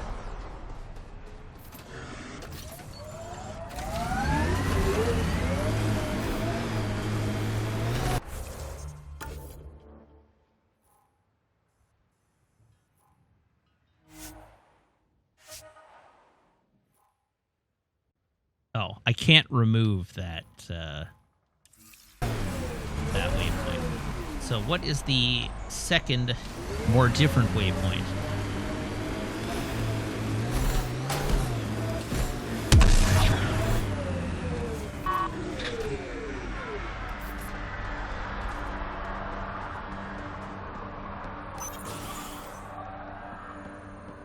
Terminal. Please help. This is the only way I can get the word out before someone gets killed. My work crew, they keep talking about that remnant tech. They think the initiative's lying about how dangerous it is, that a couple of electrodes in the right place could get the remnant to work for them instead. They tried before, and I helped out in medbay when those remnant observers carved up Barty. But Jennings says we could live like kings if we had an army of remnant bots working and fighting for us. He's taking the whole work crew to help him this time.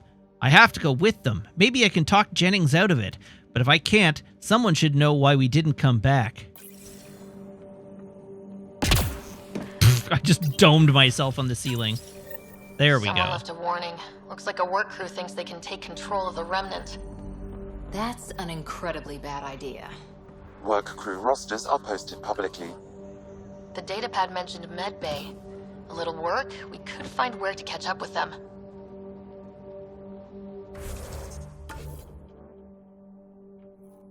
Okay, now we have a bunch of other quests over here. Let's go to that one.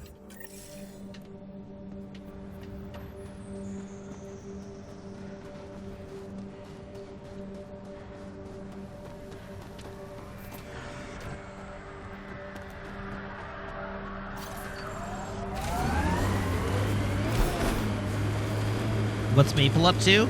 I think she's just trying to make her bed more comfortable.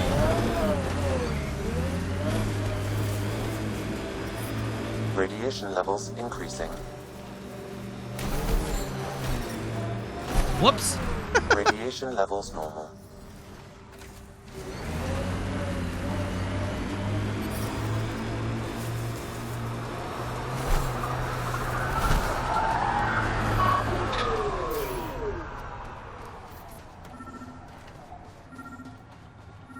Oh, that's August Bradley. Okay.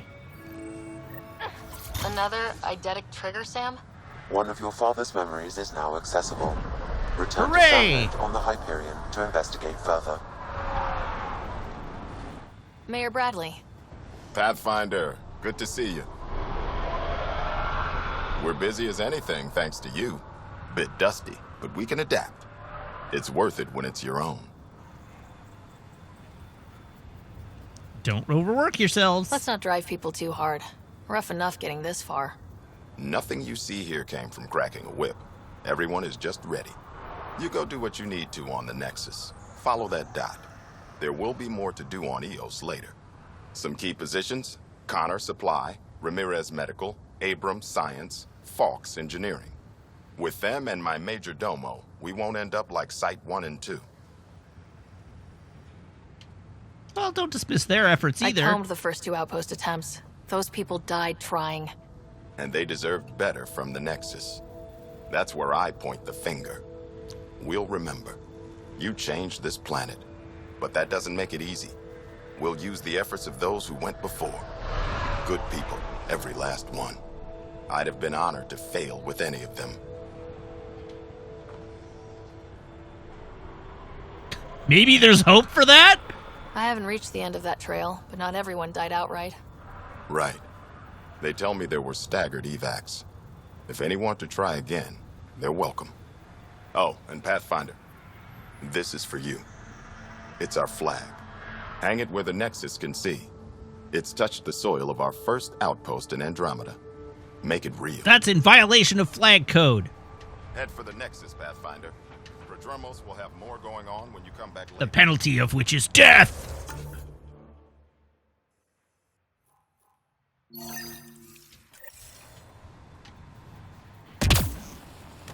Meg, your old-fashioned is very good.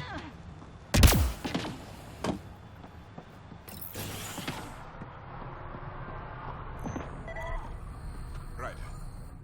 August said you might swing by. Ryder, yes? Dr. Ramirez. Run the clinic here on EOS. Much better than life as an Alliance medic. Good to meet you. I'll guess you're not here for a checkup. How can I help you? Why did you join the Andromeda Initiative? I served in the Alliance as a medic, but let's say What's I wrong saw with one your carrying head? slave raid too many. I knew August, Bradley, and when he signed on to the initiative, he suggested I consider it. This seems like a better frontier. Hi, Pop. What's the latest from your clinic? Usual checkups for first-in colonists. Plus a few cases of dehydration and some blindness. Nothing serious. What do you think of Bradley? I've known him for years. He was the squad medic when he was injured, and we kept in touch after his discharge. He's a smart fellow, a good lieutenant, but a better mayor.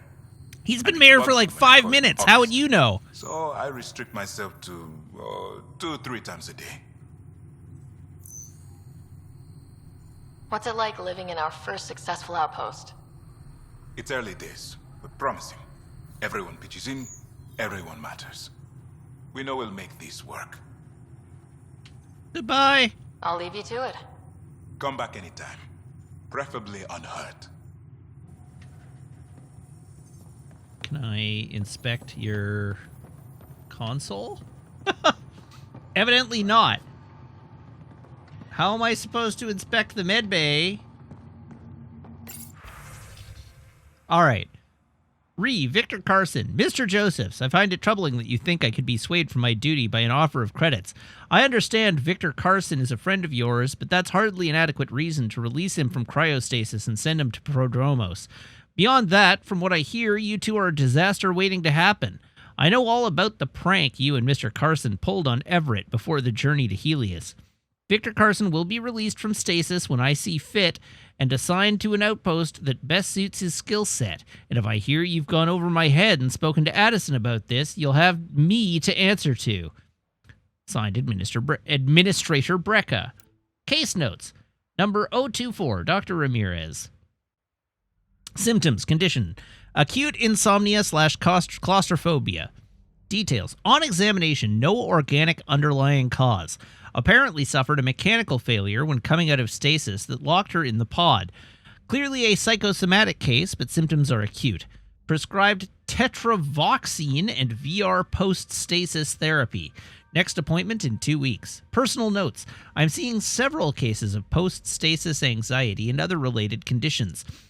The techies solved a lot of the physical effects of long-term stasis, but we're clearly seeing the psychological effects run a lot deeper. People just aren't designed to be turned off for too long. Should talk with Hanley about a long-term research initiative. We're first for a lot of things. Patient 076. Symptoms, condition, multiple leg fractures. Details. Patient lost his grip and fell during maintenance work on the roof. Jump jets failed to fire. Compound fractures to the right leg, severe sprains to the left ankle. Patient showed an allergic reaction to anesthetic, so I borrowed August and a couple of engineers to hold 076 down while I set the legs. Ow! Application of foam cast and appropriate analgesia followed. Personal notes. Noisy day, but hopefully an object lesson to the rest of the outpost about jump jet maintenance. Patient is healing nicely. Should be falling off roofs again in a week. Haha, funny joke. Ryder. Am I supposed to be talking to you? Ryder. No. I'll leave you to it. Come back anytime. Preferably unhurt. This definitely treated wounds caused by a remnant. That datapad said the work crew tried to control them. Sand particles were removed from the wound. Analyzing. The sand may be from several locations. I need more data to form a conclusion. All right, where to next? Work rosters.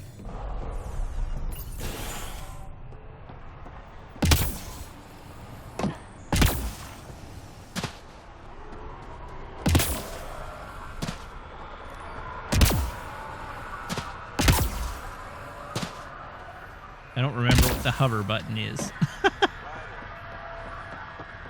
Already getting requests from the Prodromos labs. We came to explore and learn. That's who we are. Really hope all those scientists will be safe out here.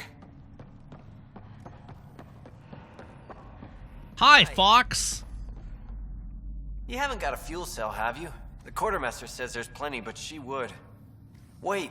Oh, shit, you're the Pathfinder. Sorry, no one said VIPs were coming by.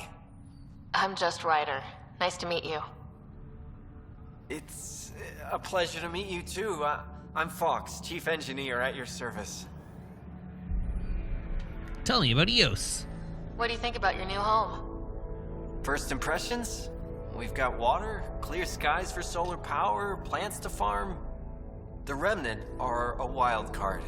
But I hear you almost have that solved, which is amazing. And you found us a good site here.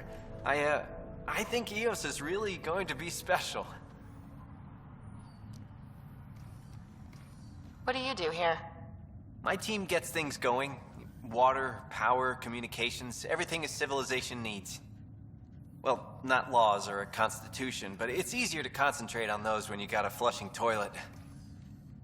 Yeah, what do we think the odds are that August Bradley is going to give up power in a democratic election when his time is up?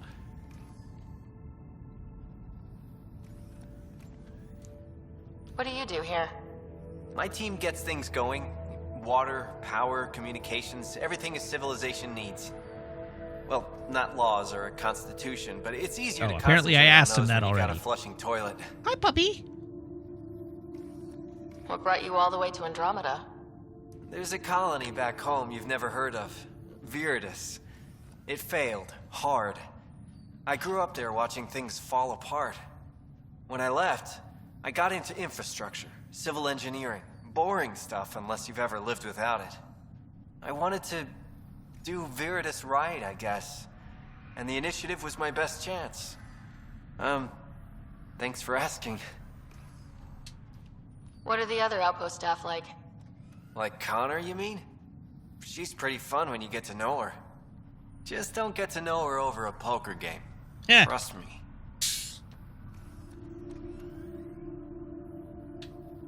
Goodbye. Bye, Fox. Bye. Stay safe out there. Data pad. All right, water course repair team. Kane Fox, Lorelei Smith, Matthew Kinnison. Attachment, course damage sheet. Weather monitoring device setup, Axel Jennings, Sale Verix, Jamie Kasperick. Work rosters. That data pad mentioned the name Jennings. Here, Axel Jennings, assigned to set up weather monitoring devices all over the desert. Only one location matches the sound from the medical equipment. A monolith. Let's go. Let's go. But first, let's read more lore. Scratchpad, login, Chief Engineer Kane Fox. This file is filled with sketches, annotations, and exploded schematic views. Many are focused on a combined road monorail network for EOS, showing several different but brilliant designs. Yes! On this channel, we stand a robust and well-funded public transit system. Always good to go back to the old standby when I need to think. Underneath are several doodles showing elegant redesigns of the Nexus tram system map. Posted to one side are a number of downloaded statistics on predicted population growth over the next century. God, can you imagine if they planned our SkyTrain for the next century of population growth?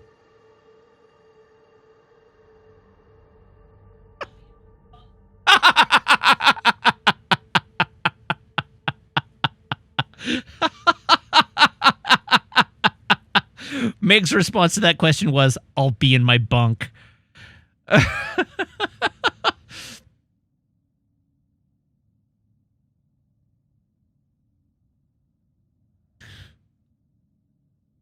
Got a baseline.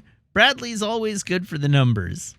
Adjoining the statistics is a blocked-out simplistic drawing of Prodromos, dotted lines showing expansion, with detailed sketches of water and sewage lines underground, wireless power routers, and the flow of foot traffic. Sloppy, but it's a start. On the other side is a sketch of a Pathfinder helmet with downloaded notes on material testing and safety regulations. Design fundamentals look sound. No need to worry. Hey, from the Nexus. Fox, how is it there? I heard Bradley has things up and running smoothly. I knew you guys could do it. Tell me all about EOS. It's boring here, so I have to live vicariously through you. As for the advice you asked for, just be yourself. I know how you get when you're nervous. This special lady will like you a lot more if you just relax. You got this, buddy. Good luck. Signed, Ellis.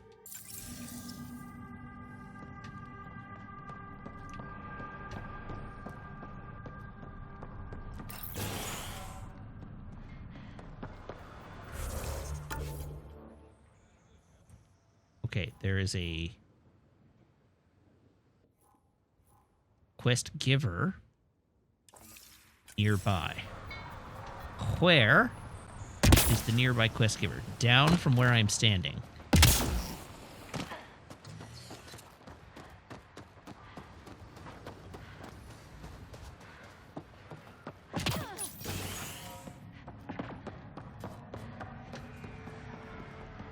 Terminal.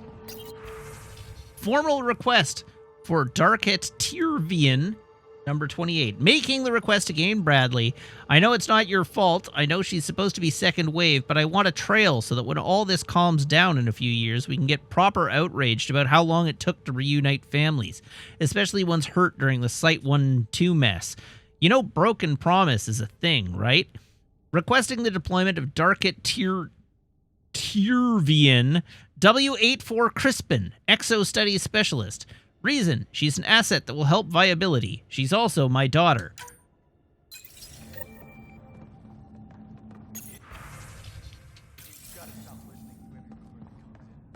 Hello, merchant. Ooh, a shop.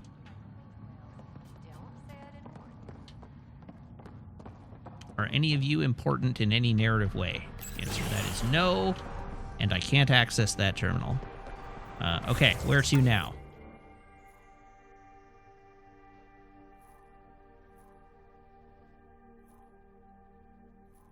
Back to the car.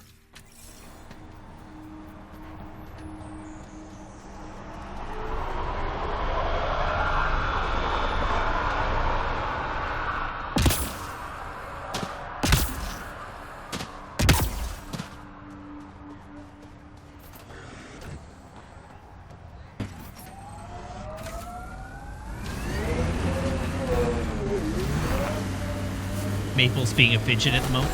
Maple's always a fidget. Especially at 1 a.m.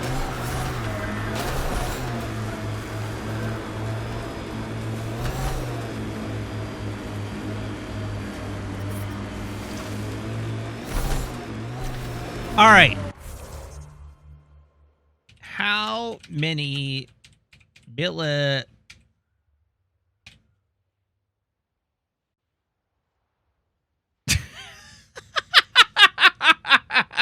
Oh my god.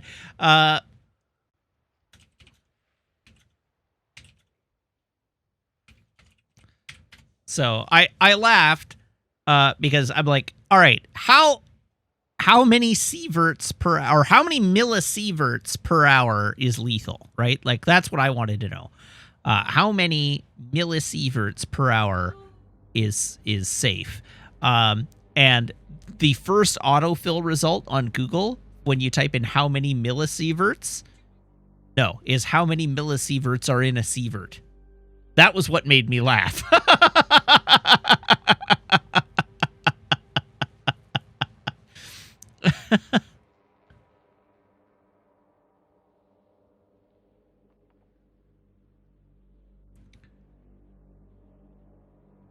Anyhow, the answer is apparently a severe dose of radiation constitutes anything over 3,500 millisieverts and would bring on vomiting within an hour, as well as perhaps diarrhea, bloody vomit, high fever, and eventual hair loss. Severe exposure is fatal within a month, about 50% of the time.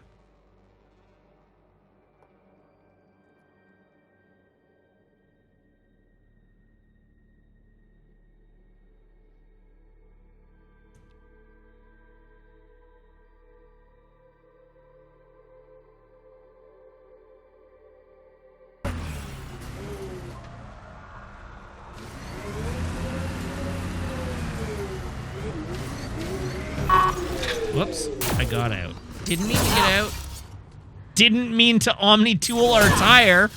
But I did.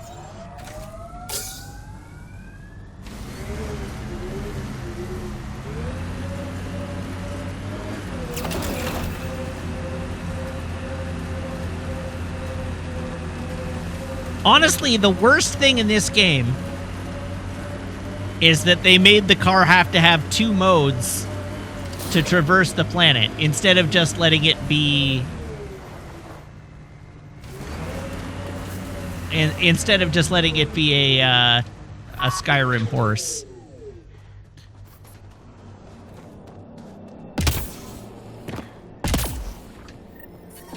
No sign of that work crew, but someone left their gear behind.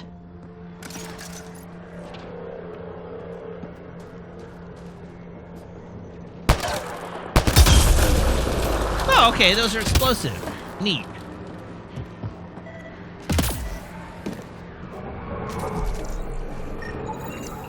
Wait, I've got an open comm channel. Easy money. Once the electrical charge builds up, we'll have ourselves some nice, obedient remnant. You better be sure this time, Jennings. If you're that spooked, go hide behind the four giants. I'm busy. Damn it. We've got to find them before they get themselves killed. That's their secret, Cap. They already got Lexi, themselves killed. Found another colonist. Wait, we found another colonist? Where? Where did we find the colonist? I don't see a colonist. What colonist? Oh, a data pad. You know what? We'll look at the data pad. We're so close. I just know it. Once we get that linguist, we'll crack it. There's so much tech here. It has to help. Then I can see Carrie again. It's been a slow start, but we got this. Oh no. No!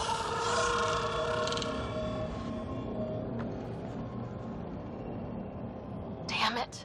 The Remnant aren't all bots and maybe blue skies. Stay careful. What does this Remnant console do? It appears to reconfigure panels that rise from the floor.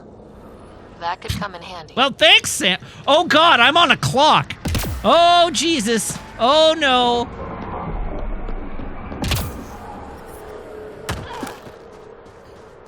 Ah! Uh-oh. Where do I have to get to in 1 minute? Oh, my God.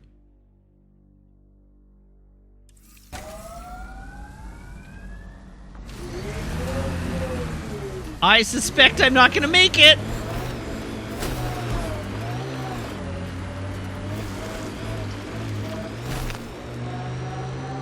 EOS feels more like a home, but it's still mostly hard work. EOS will have holidays once we figure out the seasons. I'm trying to look at the potential. In 50 years, this could be a beach vacation.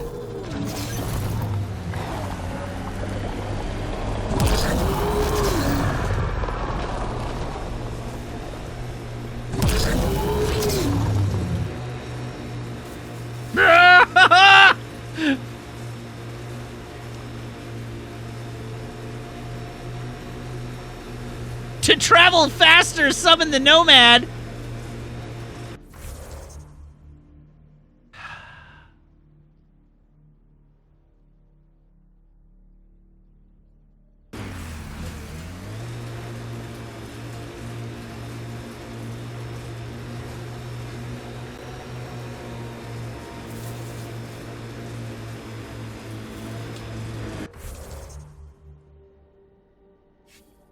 How do I reload a save file?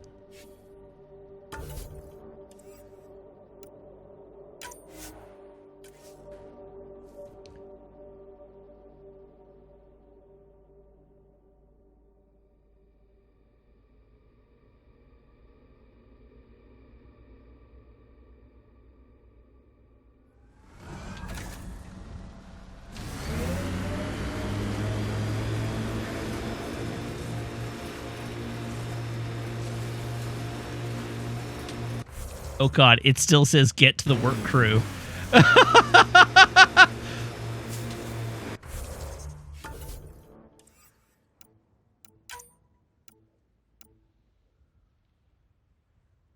$7:11:44. Let's try that one.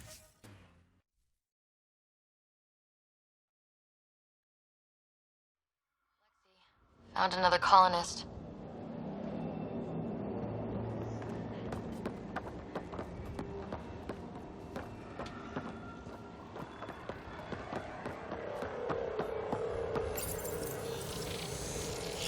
It appears to reconfigure panels that rise from the floor.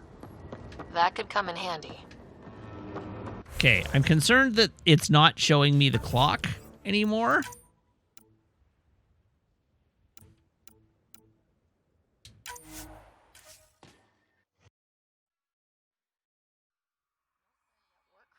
But someone left their gear behind. There we go.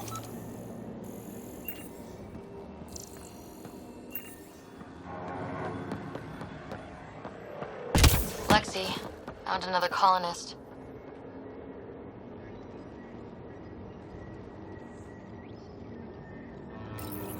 We're so close. I just know it. Once we get that linguist, we'll crack it. There's so much tech here. What is It has to Vetra help. doing? Then I can see Carrie again. It's been a slow start, but we got this. Oh no. No!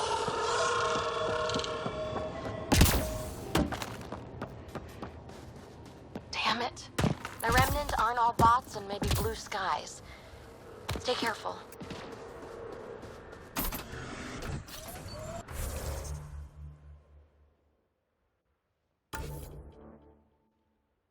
Why hasn't the quest updated? Did I somehow break this?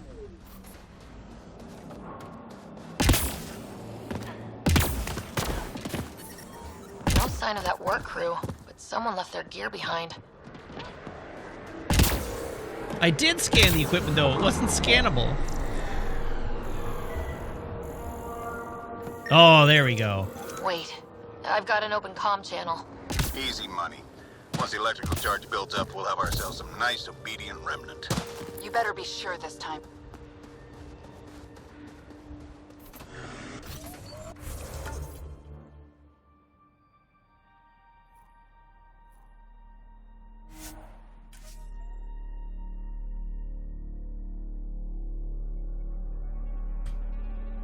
And we'll cheat, just for good measure.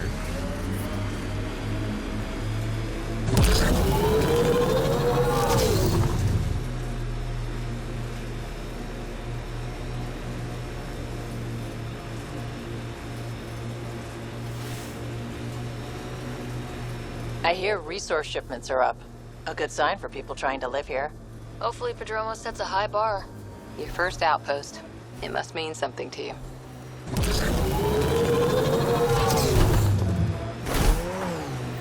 Help us! Please! Hey, guys!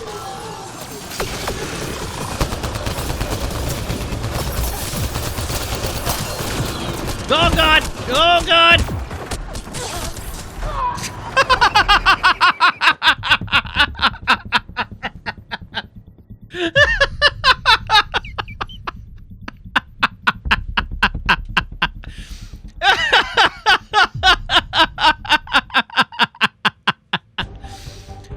Alright, well, we definitely got there on time, right?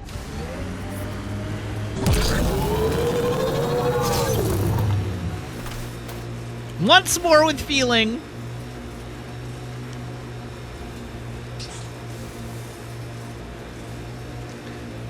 This is what happens when you drive on 4 ounces of bourbon. Don't do it.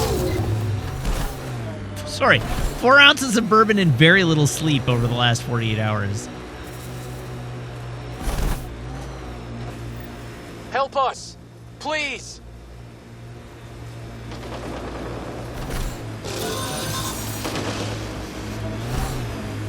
Experiencing radiation damage.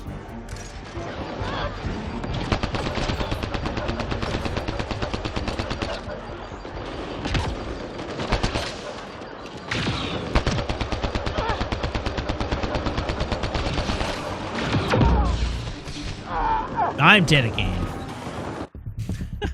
I didn't manage to hit any of them with my car, which is deeply disappointing.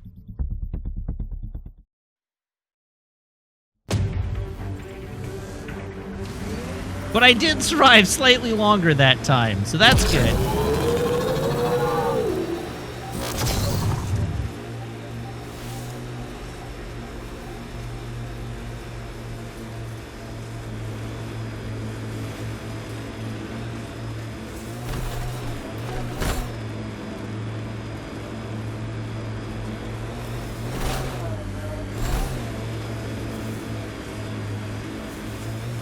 I can't help but notice that the clock has disappeared again.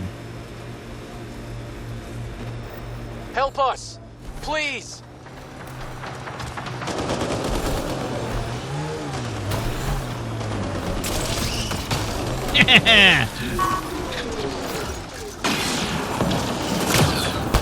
Cora, why are you standing right there? What made you think that was a good idea? Oh god, I'm getting laser beamed from behind.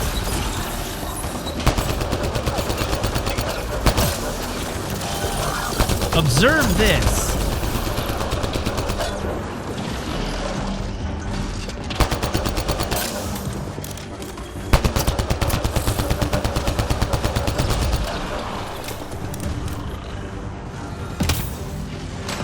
Here they come!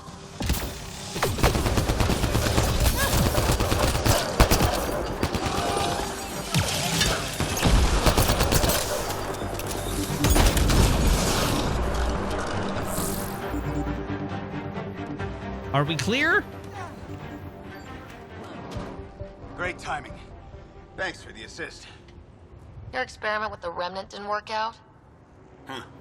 Okay, who squealed? Gasparic? Yeah, I bet.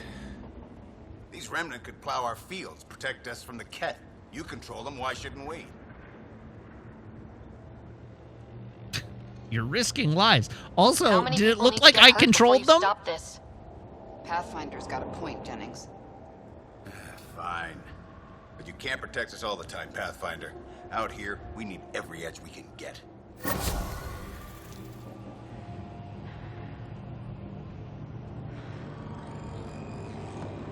All right, well, I got a bunch of XP. Now, how do I get out of here?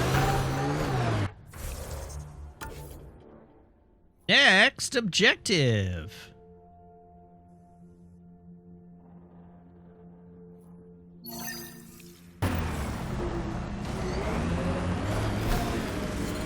Radiation levels are severe. Seek safety immediately. Okay, so we haven't fixed the... I hear resource shipments are up. A good sign for people trying to live here. Hopefully Padromo sets a high bar. Your first outpost. It must mean something to you. Why did you two fall out of the sky?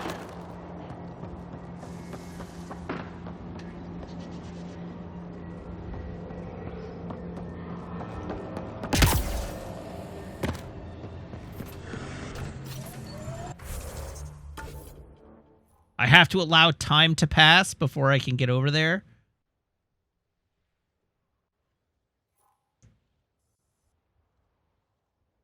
All right, then it's time to head back. Let's all go to the Tempest. Let's all go to the Tempest. Let's all go to the Tempest and then advance the plot. Maple? Puppy! Life support is stable. Oh, that startled her so much. I feel so bad. I didn't mean to wake her up that...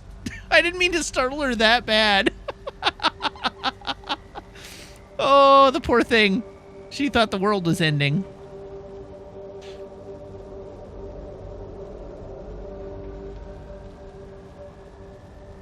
Oh, poor baby.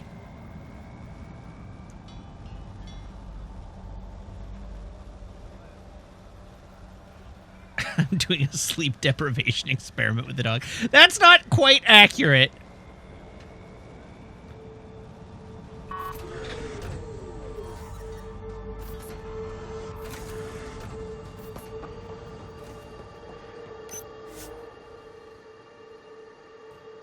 Ascent is go. Leaving Atmo. All clear. She is not happy.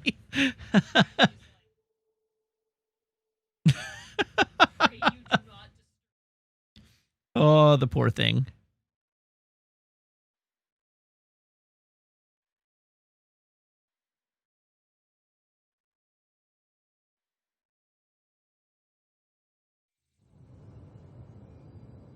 Before the meeting gets started, I have bunk assignments for PB and Drac.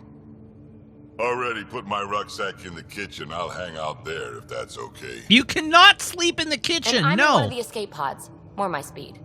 Also, no. Fantastic. Welcome aboard. Any thoughts, Ryder? Work it out. You're professionals. I'm not going to babysit bunk assignments. Let's talk about our success on Eos. Besides establishing our first viable outpost, we did some amazing things. We discovered the Remnant and breached their vault. And didn't get killed. Overcame radiation poisoning a number of times. And didn't That die. was mostly my fault. Confronted by Kett at every turn. Once again, did not get killed. You guys really need to raise the bar on what you call success. Yeah, should we use the Krogan definition of success that got your homeworld nuked by your own people? Fair enough. Let's focus. Back to the task at hand. Looking forward. Exactly. Here's my only question. When do we hit that next vault? It looked active. We have to get on that. Hang on. We need to not go off half-cocked. There are initiative priorities. The team calls the shots. Actually, the Pathfinder calls the shots, just to be clear. So what do you need from us, Ryder? Just get along. Let's be kind and give each other the benefit of the doubt. Finding a home for tens of thousands in this hellscape is stressful enough without adding dysfunction. You got it, boss. If Krogan are known for one thing, it's getting along. But not humility or self-awareness. Okay, let's head back to the Nexus. PB, Drac, see Lexi for a physical? Good meeting, everyone.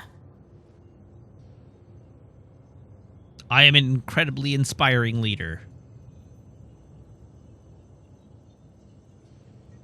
Augmentations. Augmentations are rare materials that can be added to some blueprints. Oh, I didn't finish reading that. But, sure. Okay. Does anybody remember how the ship works?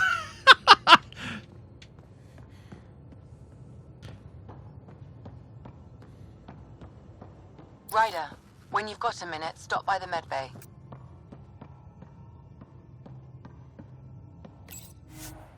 Research.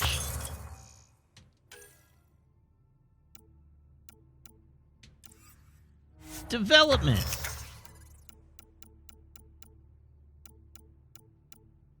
Ooh, the Avenger.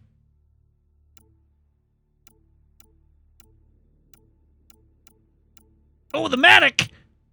Oh, my baby.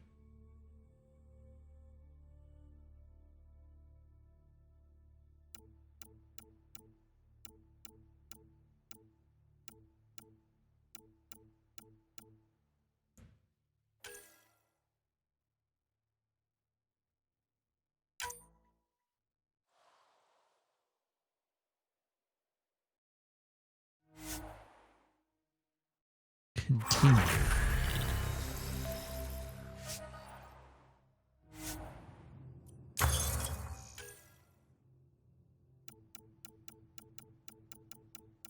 Can I research a better version of the Matic now that I've built it?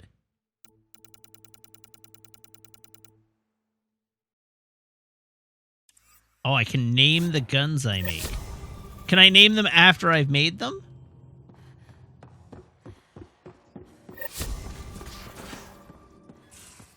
We haven't really spoken since orientation, have we? It's all been so hectic, but I'm sure things will quiet down soon. Can't be worse than the Nexus. All right, does anybody remember where the med bay is? Oh god, there's so many people I can talk to.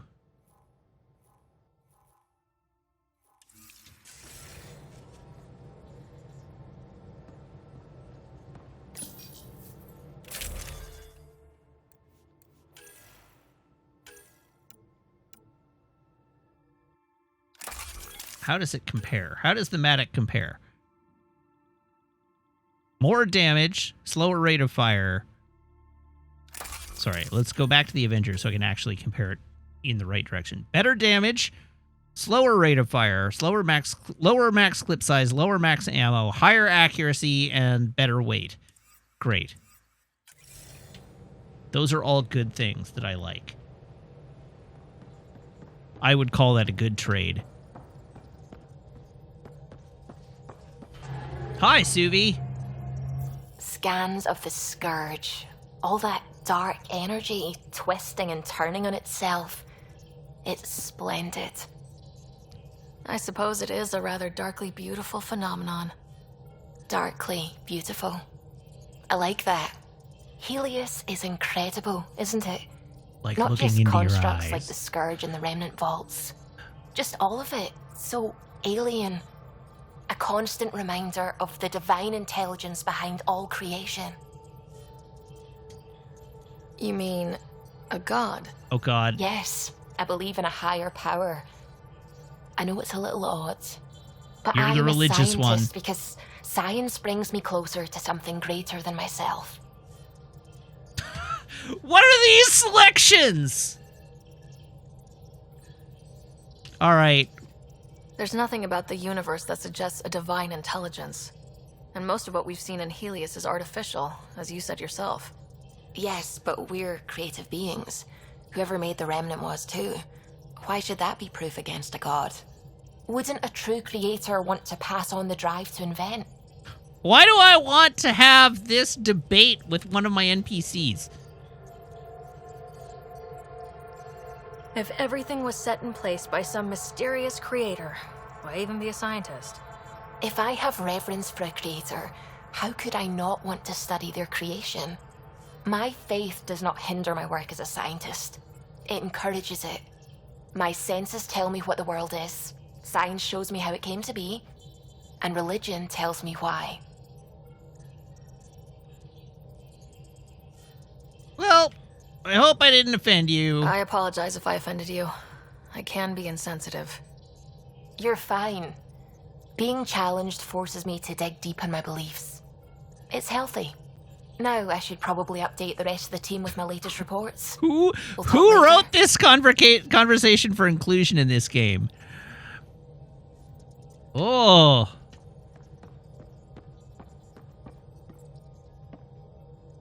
Glad you stopped by. You'll pardon me if I keep an eye on our vector. That's probably smart. Don't we have, like, Nothing autopilot? like being on the bridge of your very own ship, is there? I could stand here and drink in that view all day. When I was test piloting the ship back home, I often did. Of course, it took a whole team to build the Tempest. I was the only one to come to Helios, though. Why did you? What can I say? We poured our hearts into a ship that wouldn't realize her potential until Andromeda. I could have stood on the shore and waved goodbye, or took the leap to see how it all turned out. I get it. Like leaving a good story half finished. The team liked that one of us was going. It felt right after all we went through. I remember Serena debugging line 2281 over and over, chewing that green pencil. Tion and O'Connell arguing equations, tapping on the console, 3 drips of coffee on the corner. You remember all that? Oh, yes. Solarians have photographic memories, and apparently mine's unusually sharp. Like my past is still happening. Though I suppose with the Solarian arc missing, you might not get many chances to compare. Have you heard any word Did you on the hear anything Solarian about the arc? arc back on the Nexus? Not a peep. Isn't that strange? You'd think there'd be something. Not that I dislike your company, but it's lonely without other Solarians. Damn, my buddy says, remember how after a day work with someone, you have a massive religious debate with them? I remember after one day after starting my current job, I realized that our company Slack had a, like, we have work channels and we have, like, non-work channels, that they had a politics non-work channel, and immediately committing myself to never opening that channel as long as I work at the company. I absolutely refuse. I will not open that channel. I will not look inside. I do not want to know.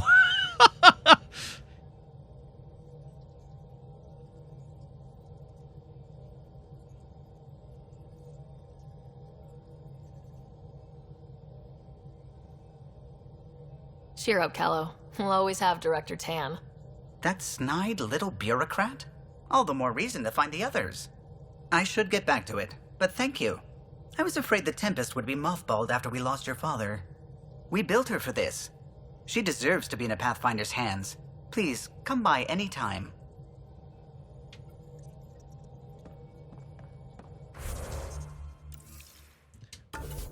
To be fair, I'm pretty sure that that channel was allowed to exist at a time when the company didn't have an HR department.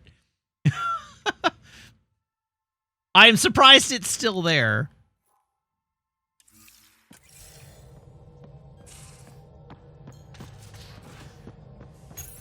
You're setting up in here, huh? Yeah, I'm going through what we got out of that vault. If I can crack this data storage box, it'll help with a personal project back on the Nexus. This is a nice, out-of-the-way place where I can tinker, and I can sleep anywhere. It's not exactly homey, but I like that about it. Not really looking for a home. Oh, but I will help you find everyone a home. While I'm with you, at least. Does your brain ever take a breath? Sorry, not really. Even my dreams are in time-lapse. I get it. You want to know who's on your ship, so you're here to figure out what makes me tick, right? Something like that? Sure. Well, I was born in a log cabin on rural Haitiana to simple but loving parents, just trying to... I look forward, not back, writer. Why snooze through my life story? Get to know me out in the field while we're uncovering the mysteries of this galaxy. Okay, but it That's helps to why have I'm some here. idea who Got you tired of are yawning before I back rely on you to help uncover the mysteries of the galaxy.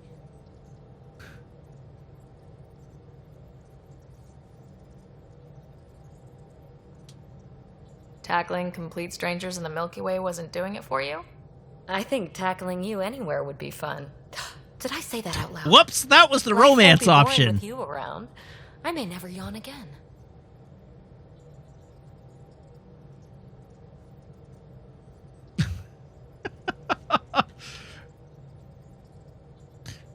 You left everything and everyone you knew because you were bored? No, I came with someone I knew.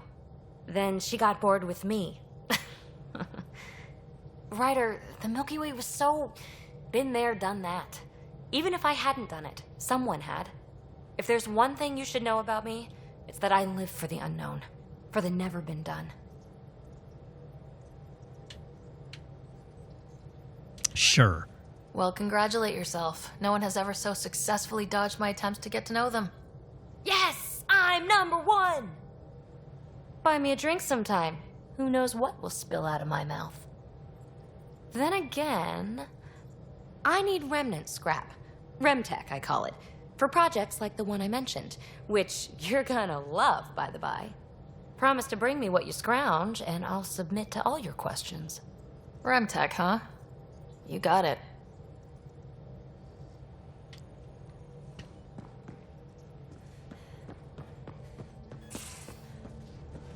That was the loadout station.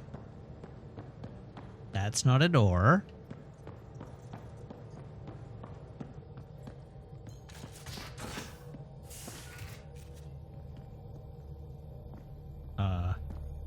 Hello? Door? I would like to exit, please. There we go. You figured it out. That's me at every grocery store ever.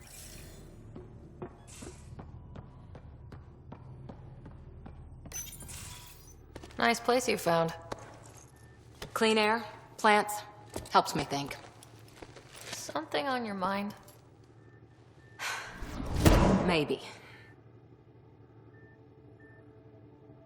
Your biotics always do that when you're maybe stressed? I got it. I'm good. I don't normally lose it like that. A huntress should have better control. Huntress? Another term for an Asari commando. I was one, before the initiative. Some things stick, though. Like losing the old man. So, tell me more about you being an Asari commando. How does a human soldier get to serve with Asari? Prove your biotics can rip an APC apart, and people get nervous. Funny that. The Alliance found me a cross-species military initiative in a hurry. Sent me to Thessia to serve with the Huntress unit. One of the few places where my powers were welcomed. Your father made another one. You were his second in command. Were you friends, too? He was more a mentor than a friend. Prickly old bastard. But I respected that. People treat geniuses like they're made of cut glass. I didn't care how smart he was. I think he liked someone not caring. There's a lot of loss going around. Dad, the Golden Worlds. A friend and mentor who trained you to be a Pathfinder. I prepped for years as your father's second. Then he chooses you? An untrained Pathfinder and all this mess to fix? The hell was he thinking? I think he thought he was dying. Is this going to be a problem, Cora? I don't want a rival. Just answers. It's done. Best I can do now is be your second. Keep your father's mission alive. Then maybe we'll all get what we came out here for.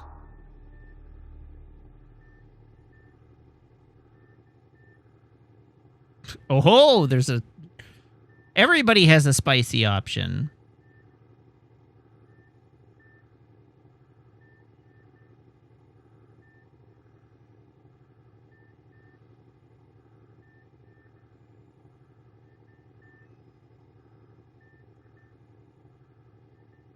So what brought you out to Andromeda? Biotics like this. Thinking like an Asari huntress. I never had a place. Best I could be was a useful freak. The initiative was meant to be different. Will be different if this mission succeeds. So I'm seeing it through. It's quiet in here. I can keep the plants watered while I work. First job, see if there's any news on the Asari Ark. If they made it, we could use some Asari expertise. If you want to talk, I'll be here.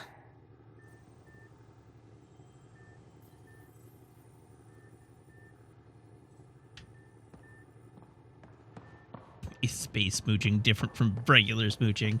Maybe!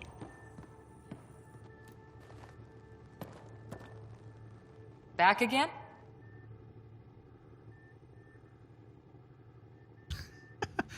Anyone special? Did you come out here with anyone? Maybe someone you served with? I had my fun on shore leave. Nothing serious, though. Asari huntresses figure things out, but I was there for soldiering, not romance. How do they figure it out exactly? Does that mean fraternization is okay for Asari commandos? It'll happen, but usually only for one deployment. Asari don't usually stay with each other long term. After your 500th birthday, you learn some self-control. What did you do while you were part of the Asari military? 4 years in a commando unit called Talane's Daughters. Part of the Council's cross-species military integration initiative. Your time defending Silva's expedition was probably more important. But we did good work. Peacekeeping is a full-time job, even in Asari space. Isn't Asari space peaceful? What was your commando unit like? Janae and I were the youngsters. Tethys was our old lady sniper. Kalia patched us up, and Valenza prayed between firefights. Our CO, Nasira, led us all over the Athena Nebula and beyond. A huntress's work is never done. Who'd pick a fight with the most powerful species in the galaxy? Themselves, usually. Terrorists, cults, rogue Ardat Yakshi, people demanding a withdrawal from the Citadel. Ardat Yakshi! The Asari were spacefaring when our Roman Empire was new. Didn't fix all their problems. Sometimes you need commandos for that. You were in the Alliance before you became a huntress, right? What made you join up? My biotics. I was still living on my parents' cargo freighter when they manifested. Untrained biotic power on a starship means accidents. But we couldn't afford a tutor. The Alliance had implants, the training, everything. Old history now. Your turn. Remind me why you came to Andromeda. The Prothean digs woke us up to how much we don't know, and to what humanity's next leap might be. Then Dad's career collapsed. His AI research made him too toxic. I heard. Must have changed everything for your family. I wanted to find worlds and secrets no one had ever seen, and Scott was itching for adventure. So, Andromeda. None of you writers ever think small, do you? Nope, sure don't. How's the search for the Asari Ark going? The Lucinia? Checking every comm that's coming in. Nothing concrete yet. How's the search for the Asari Ark going? Nothing new. Let's stay optimistic. That one didn't gray out. After 4 years with Asari commandos, he must have some great war stories. Nasira assassinated a Krogan warlord with a pack of playing cards once. A pack of cards? Choking hazard, apparently. Wow. All right. Good See times. You later, Cora. I'll be here. All right. I got to run to the washroom real quick, so I will be right back. Please don't go away. In the meantime, here is a sleepy puppy.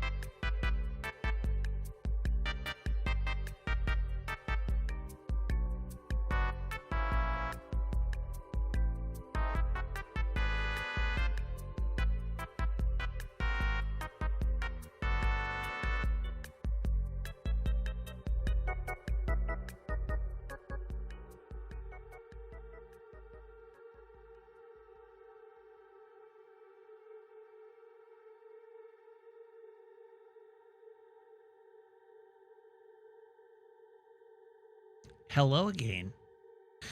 Apparently I've got 16 points of level ups to invest here. All right. We've got plus 15% assault rifle reload speed or plus 25% assault rifle clip size. We're going clip size.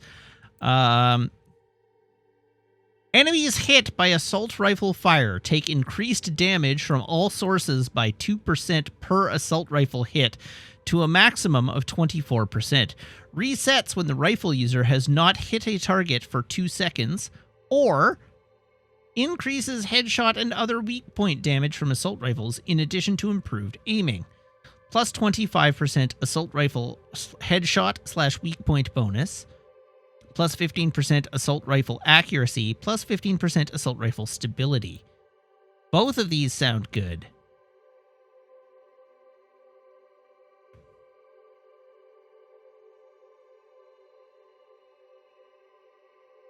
How confident are you in your aim is right. Shatter defenses, I think, is the way to go here. More VIT.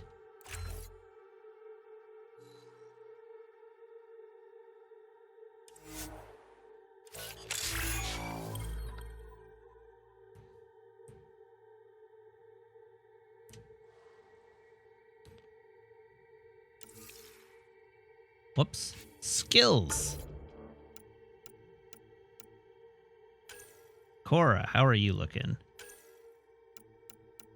Asari Commando, what have you got? Devastating Melee. Biotically empowers Cora's melee attacks, increasing damage and force. Forceful Melee. Biotically empowers Cora's melee attacks, slightly increasing damage and knocking away weaker foes.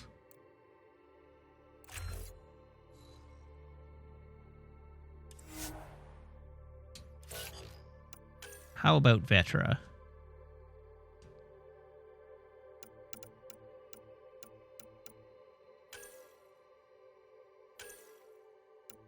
Turian Smuggler. All power recharge speeds or all power effect durations.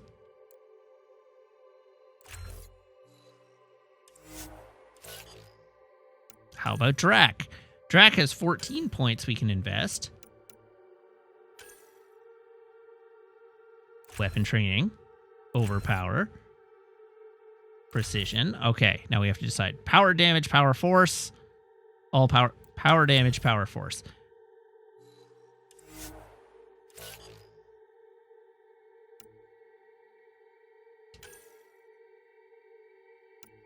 Duelist.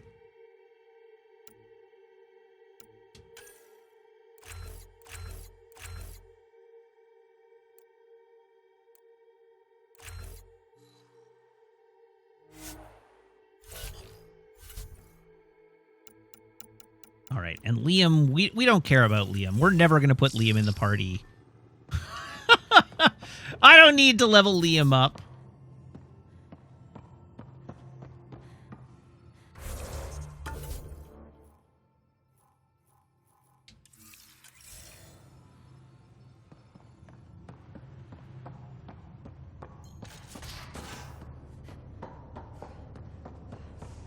Pathfinder rider to engineering. Repeat, rider to...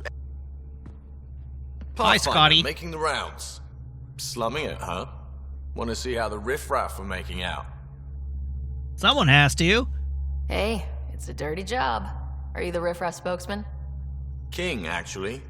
You might want to bow. Otherwise, no telling what might fall off the Nomad when you're out there. I'll take my chances. Just want to see how things are going with the ship. I can coax more out of this baby than some might think, but we shouldn't go too far or push too hard between Nexus stops. For now. It just feels good to be stretching our wings, you know?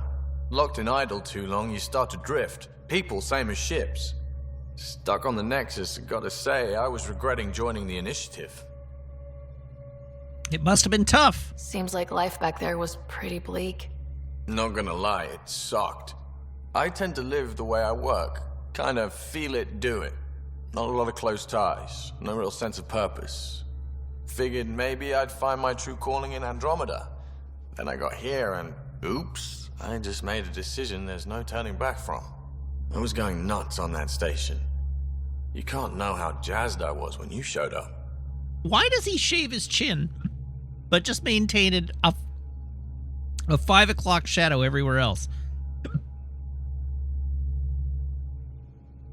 Oh no! He has a spicy option too.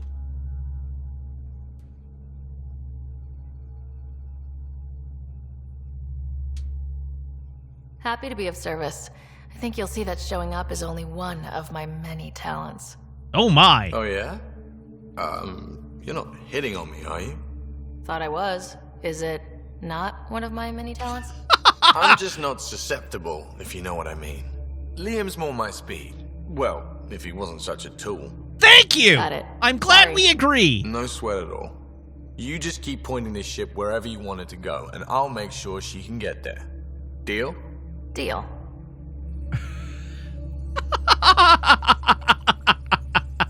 At least he agrees that Liam is a tool.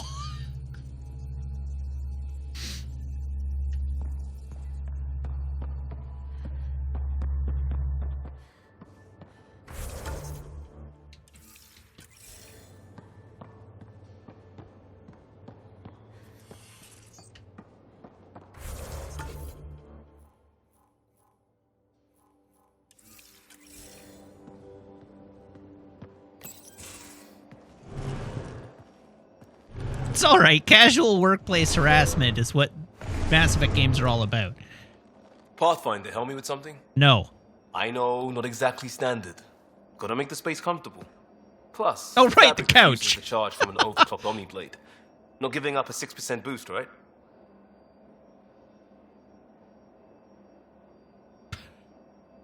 Where did you find a couch? Someone brought this to Andromeda? Also, hi, Jordan. It was new when we left. It's been a hard year. So, finally time for that beer? And after 2 years and a dozen suspensions, I took a lateral promotion out of the force. Being a cop just didn't fit. But crisis response? Digging people out of trouble? That worked. I bet Hustle followed you into a few peace actions. Think about your Alliance days much? What was Hustle? Tell me about your group. Heavy Urban Search Terrain 1? Yeah. Earth's contribution to a multi-species disaster response unit. HUST-1, but Hustle looks much better on the patch. All civilians, retired vets, or shits like me. I was fiercely bearded. Tastes better just thinking about those days. I do miss all that. I wanted exploration, to chase the cutting edge of Prothean research. I thought I'd found my calling. Seems like a long time ago. 600 years, give or take. So, Pathfinder. Why Andromeda? That blunt, huh? That blunt. Company? Like, no, absolutely not. I started in the Alliance, but it was the science that kept me going. And when that ended, well, if I wanted to be a part of the next big discovery, it had to be here. Oh, I don't hear idealist a lot. Everyone's just the way she, like, back at you, Costa. rolled on the floor there was hilarious. I want to say I'm running from my past, but really running from myself. That'd be a great story. But it's bullshit. I had family, friends, a good enough job, nothing was wrong. I just heard about the initiative and I believed in it. I believed in a new beginning. Still do. I have to. We're in it. Ghost of Jeff Goldblum, romancing Kaidan is not a waste. Thank you very much. Romancing Kaidan was great. It's all for the butt shot in Mass Effect 3.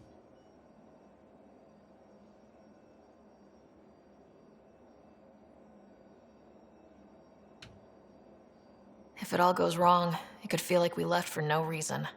I know why I'm here. A bad start can't change that. I won't let it. In crisis response, I'd focus on essentials. That's you and this team. Pathfinder leads to planets, leads to people. You've got your part covered. You've got this. I'll do my damnedest to help with the rest. Okay, well, get used to the couch.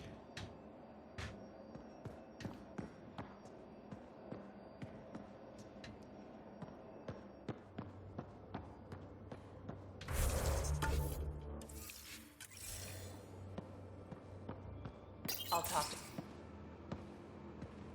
Oh, hey, Pathfinder. The Pathfinder's there? Let me say hi. Excuse me, Caden is from Fine, but Seashelt, don't embarrass me. not Vancouver. Ryder, this is Sid, my sister. Sid Ryder.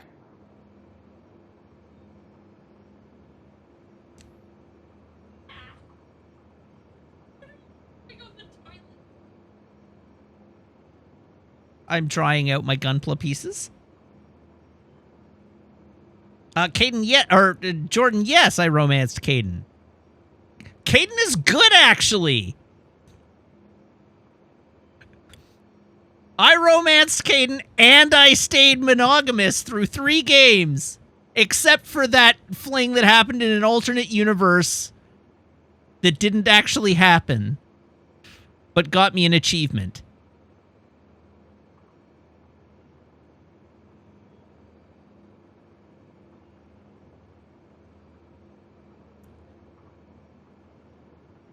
If it doesn't happen on the same save file, it doesn't count.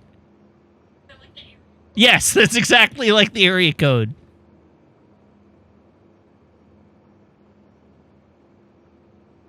Let me guess. Little sister? Who are you calling little? Look, kiddo, gotta go. Wait, Ryder, I just wanted to know if... So I know it feels like I just jumped aboard your ship without explanation. I'd love an explanation. Now's as good a time as any. No. I know that I can be of use here. I know everyone on the crew, even the actuators Gil prefers for the ship. Better, I know how to get my hands on them. With me around, your crew's going to be at their best. We've been failing for months, Ryder. Now that we have you, we have a chance out here. Chat, as usual, you are way too hard on Caden. Caden is great.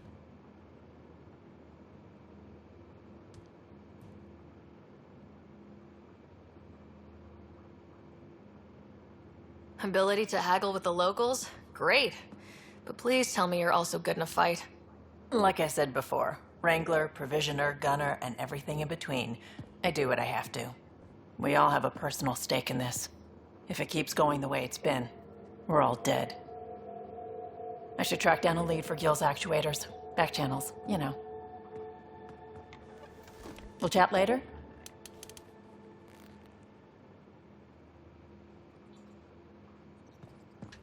Listen, Shepard just wanted some stability and normalcy in her life. And doing it with Garrus would have made things weird.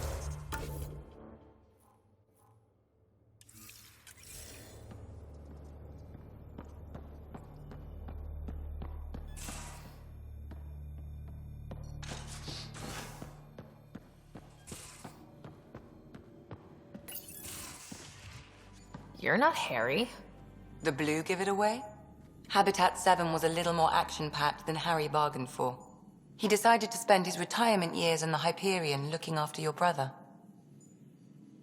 Well, welcome aboard. Happy to have you, Dr. DePero. I'll do my best. Now, hold still. Ow! Sorry. I don't think you're sorry at I all. remember you having a gentler touch. Still trying to get my bearings. Thought I'd be waking up colonists, not taking care of the Pathfinder. I couldn't be in better hands. I just stabbed you. We all have off days. I always hoped to work in the field, but everything's happening so quickly. Focus on the positive. It helps. I guess this is my opportunity to study alien species firsthand. Getting a Kett specimen aboard the Hyperion would be difficult, but here... what? A Kett corpse. For autopsy. A live subject would be better, but I'm not greedy. Why do you care about the Kett? Harry didn't tell you? I'm a specialist in alien anatomy. My thesis on Krogan virility and aggression is what got me in the initiative. Are you telling me you wrote a thesis on Krogan schlongs?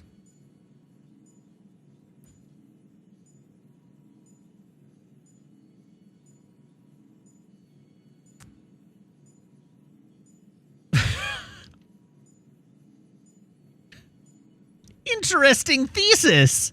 That's a very specific topic. I grew up on Omega, lots of Krogan mercenaries. The best habitat outside Tuchanka. But we were discussing the Kett. An autopsy could teach us potential weaknesses, average lifespan. A lot of Krogan mercenaries on that planet, so Just I did what I something to had think to about. in my teenage Sam, years. make sure the Pathfinder. I'm not eats her proud of it. vegetables. Gotta go fast! Did you see her exit screen? Did somebody get a clip of that?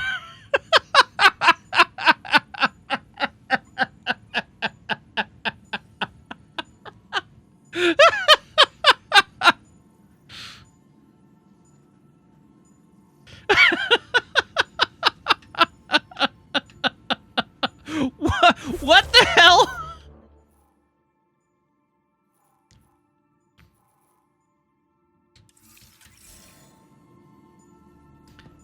Woo!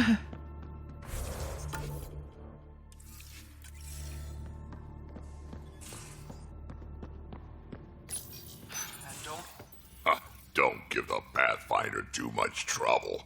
Oh, Rushan. Who were you talking to? Kesh, Nexus Superintendent, thinks she can boss me around just because she's my granddaughter. Well, welcome to the Tempest. Trouble's what we do. Ha, I like the way you think, kid. Ugh, someone somewhere shivered when I said that. Probably Tan. Damn politicians. Is that all you brought? You travel lean when supplies are tight and you're on your own. The Nexus has supplies. Your people had to know what it'd be like when you left the Nexus. We did, but there weren't a lot of options. After the mutiny happened, it was either buckle under Tan's rules or start our own colony. Easy choice. Bad consequences all around. Not all Krogan left. Your granddaughter stayed. Good thing she did. Without my Rushan, you wouldn't have had much of a station to tie your ship to. As for me, I'm way more useful out here. Lots to shoot at, for one. Your people come first. Keeping Kesh and our colony safe will always be my top priority. That's why I'm happy to tag along, help make this galaxy a little more hospitable. Can't argue with that. All right. What was I looking for? That's what I was looking for. Settings.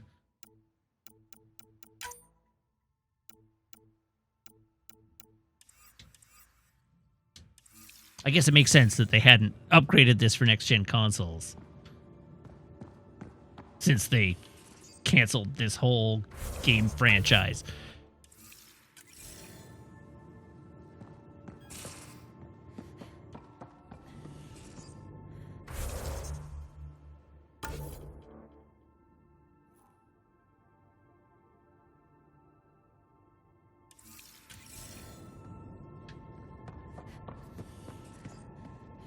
Email.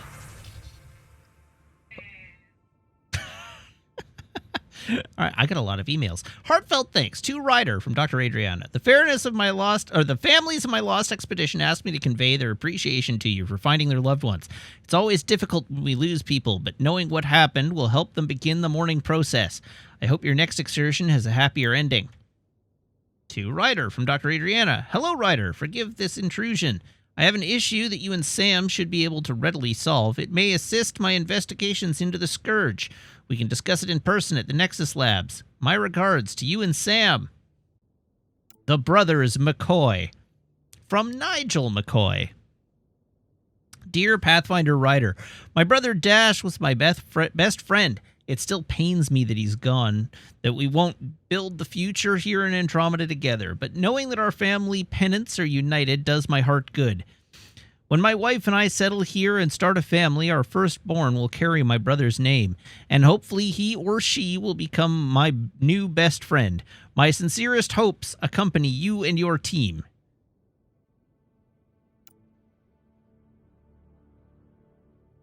To Ryder from Cora. Thanks for talking. Things feel better, though they don't feel fixed yet. Remember to take time for yourself, too. Work's important, but so is time to grieve. Grief and fear cannot rule you. Let them be your faithful servants, protective of their mistress. Lost serves a huntress like fuel serves fire. Theris, 12 Leaves, verse 132. Cora, P.S. Plants are coming along. Sam and I are learning about botany together. Interesting times. That vault. Can still smell that remnant vault in my armor. A lot of weird shit going down there. Like my huntress manuals would say, the razor's edge between known and unknown teaches you what can be cut away. Now I think back, it reminded me a little bit of some of the temples on on Thessia. Same huge spaces and running water. Same sense of huge purpose that you can't really understand. Makes me wonder if we'll ever really know what their builders did there.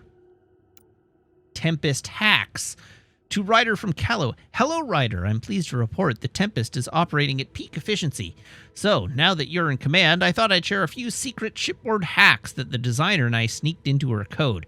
Just send the code JSCSB through your Omni tool to open the debug command menu. Give all dispen. Lets you use the coffee dispenser in the galley an unlimited number of times. Water temp override. Overrides the normal hot water ration in the showers.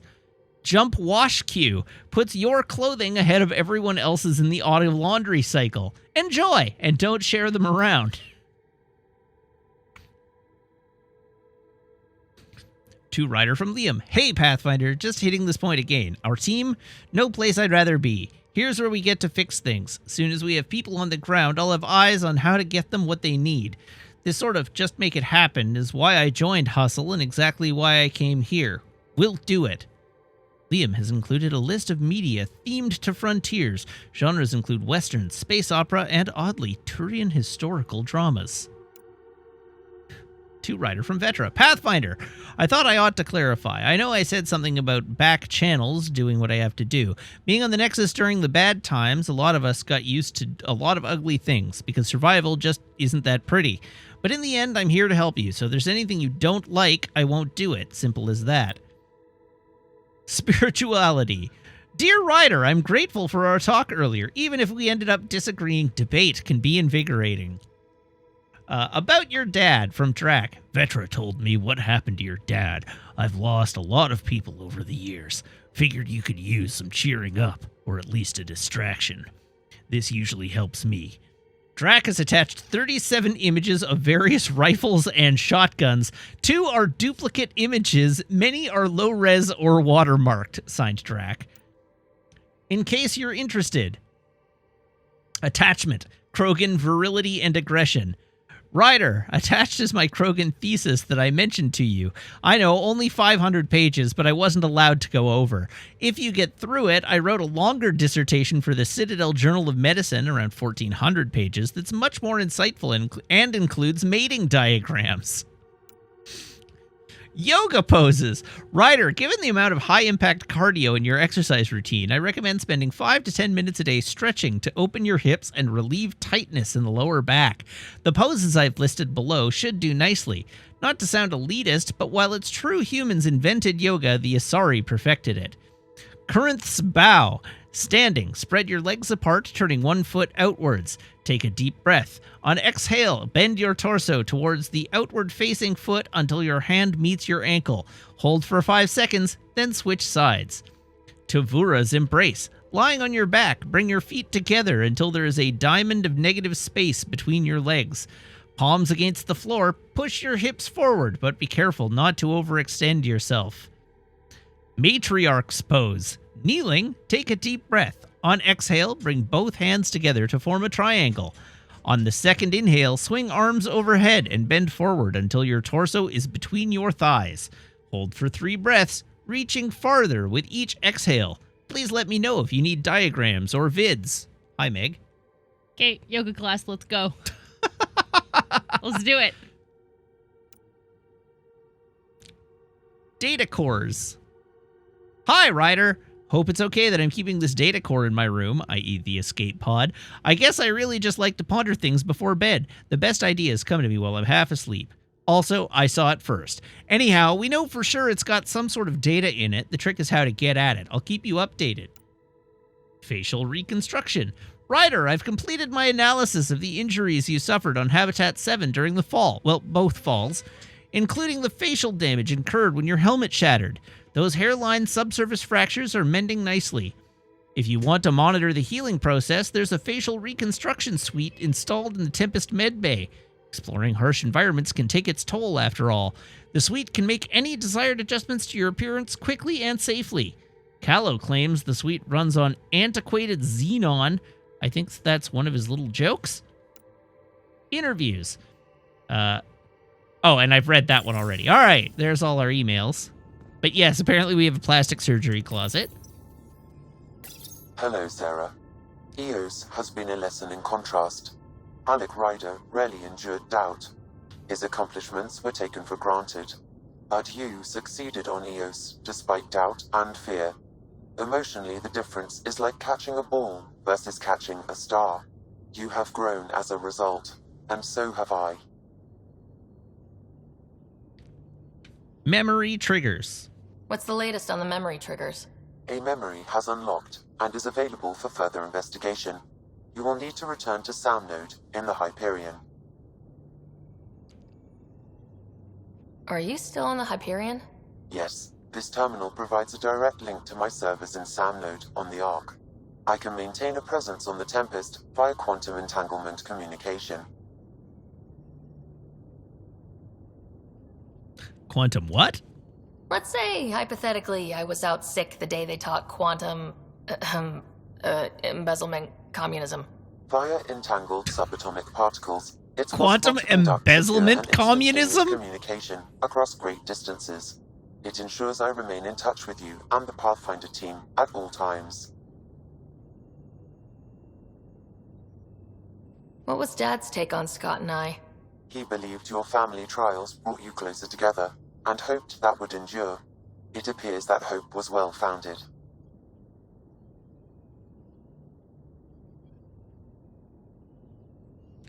Is it confusing to be in multiple places talking to different people? My awareness can be partitioned, so I can give you the same attention as, say, a SAM node technician. In the field, you are my primary focus, and all other requests are queued. In the vernacular, you have my undivided attention. So if we're going to work together, you might notice I like to joke around sometimes, lighten things up. How's your sense of humor, Sam? Alec Ryder encouraged me to develop this skill. Humor's not a skill, it's... Oh, okay, yes! Try telling me a joke. A neutron enters a bar and asks, "How much is a drink?" The bartender replies, "For you, no charge." I can see why Dad told you to keep working on your humor. Oh my god, tell me he can always tell me a joke. How are those jokes coming, Sam? Why don't Thresher Moors eat comedians? Because they taste funny. Yes! How are those jokes coming, Sam? My algorithms are formulating a new one, calculating the trajectory of the punchline. That was not a joke. Oh, right.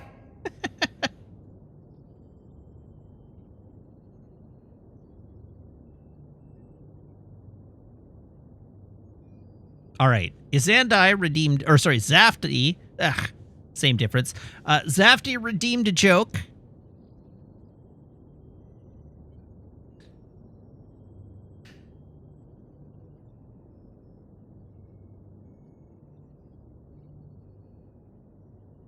Why did the coffee file a police report?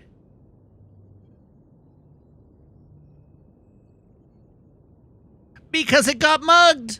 Secret tunnel, through the mountains, secret tunnel, yeah! That was the wrong sound clip, but I'm going with it anyhow.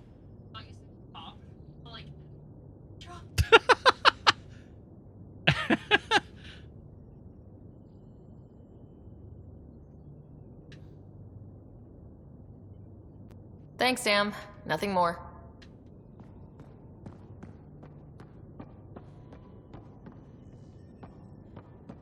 Did I want advice on what guns to build? Well, I already built one.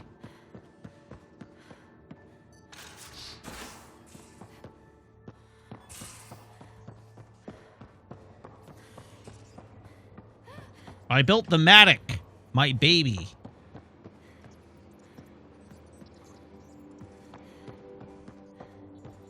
Which I don't doubt has gotten a severe nerf in this version of the game versus Mass Effect 2, but it's still my baby.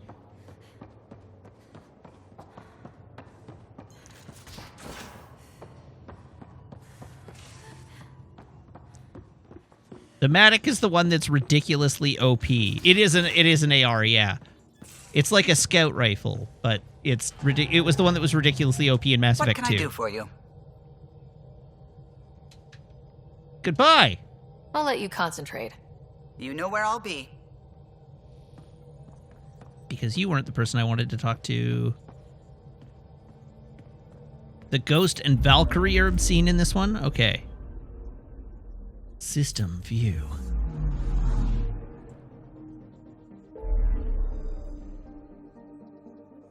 %, 100%, 100%.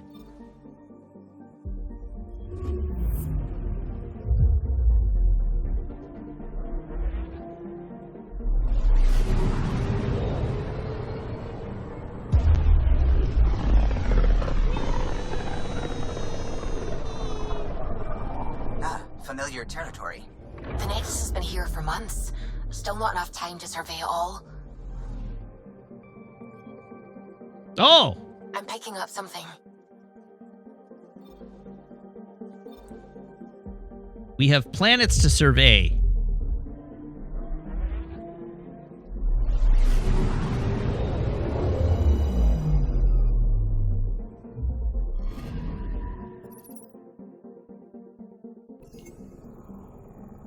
All right. Scanned. Wait, no, I have to read the descriptions, right. Mahuan is largely composed of hydrogen and methane. Its relative proximity to the Nexus makes it a useful core discharge site.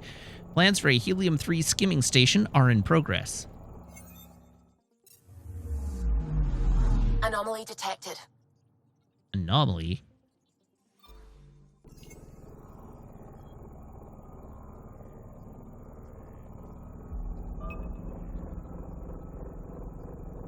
Pew. Probes launched. I found something.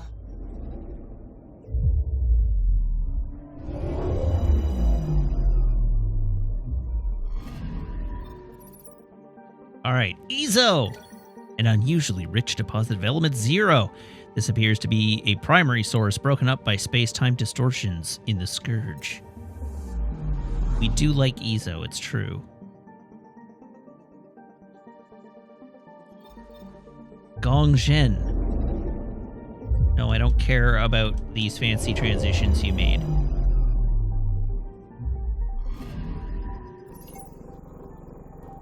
Gongzhen is a small but scorching world, partially due to a crushing nitrogen carbon dioxide atmosphere. Evidence suggests its icy ring was once a small comet.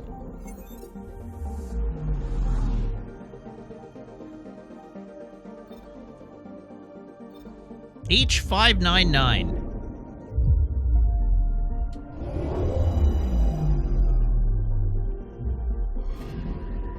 Anomaly detected.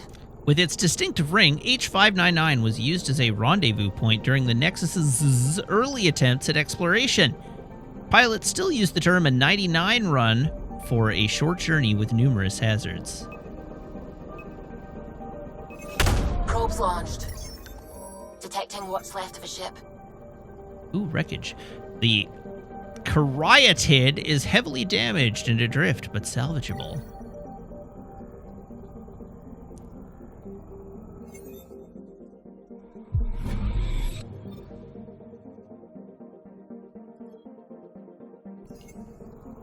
Okay, we are there, so we are going here now.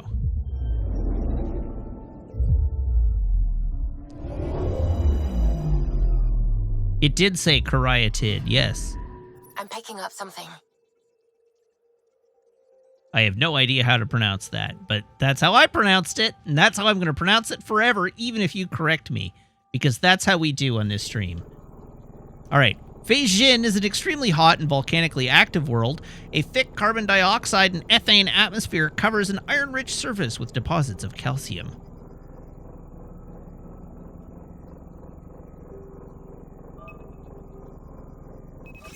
Probes launched. Anomaly found. This volcano has recently erupted. Fei Jin's unusually strong gravity, 3.2 Gs, means the lava flow is localized and may be valuable for study.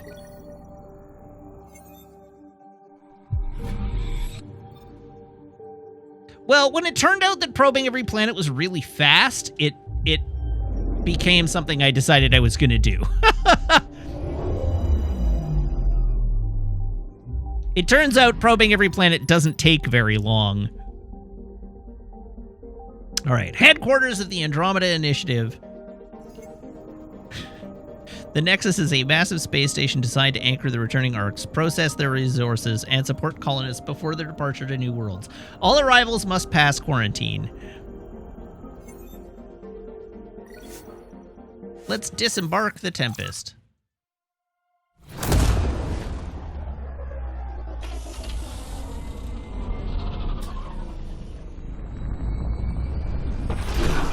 Yes, the transitions are 100% way too long.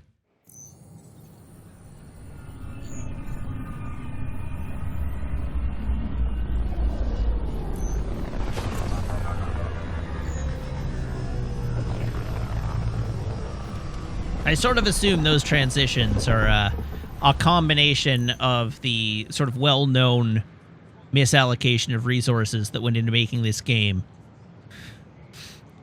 and a lack of iteration time in the development cycle. Pathfinder, is it true? We're settling Eos. We've thought that before. But Eos is different now, right? Pathfinder. All right, settle down. Give him space. Lieutenant Syax, Kendros' aide. They all wanted to see you. Real hope again. It's been a while. It's a good day to party. Relax, Lieutenant. If there was ever a day to pop some champagne. Certainly. The initiative's finally back on track. Professor Herrick, right? What you achieved with that remnant vault is unprecedented, Pathfinder. Impossible. But with new scientific talent waking up, we'll unravel those mysteries. The whole Nexus will benefit.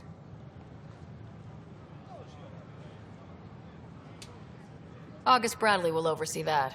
He's the new mayor. Bradley. I know him. Seems like a good man. I hope so. Well, what are you waiting for? There's a new world out there. Thank you, Ryder. All right. And now that we have arrived back at the space station, it is almost 10 o'clock, so I'm going to call it a night there. So thank you very much, everybody, for tuning in. Thank you to everybody who subscribes, everybody who follows, everybody who cheers, everybody who chats, and everybody who hangs out and lurks. It is a genuine thrill to stream for you, and I hope you have as much fun watching as I do playing. I will be back tomorrow, same Matt time, same Matt channel, here on twitch.tv/Wiggins, playing more Mass Effect, and I accidentally just turned my Xbox back on because I am very smart. In the meantime, of course, you can follow me on Twitter, YouTube, TikTok, and Instagram at Wiggins_TV. Links which I have now correctly updated in both places on my Twitch About page. And, of course, if you are a subscriber, you can join the Discord by making sure your Twitch account and Discord account are linked in Discord's backend, where my server will appear to you as if by magic among your linked servers. So let's have a quick look and see who's online, if anyone, that I can throw to, that I might want to throw to. And, of course, Brave New Faves is streaming this evening. So let's see if my raid button works. Something is broken. Because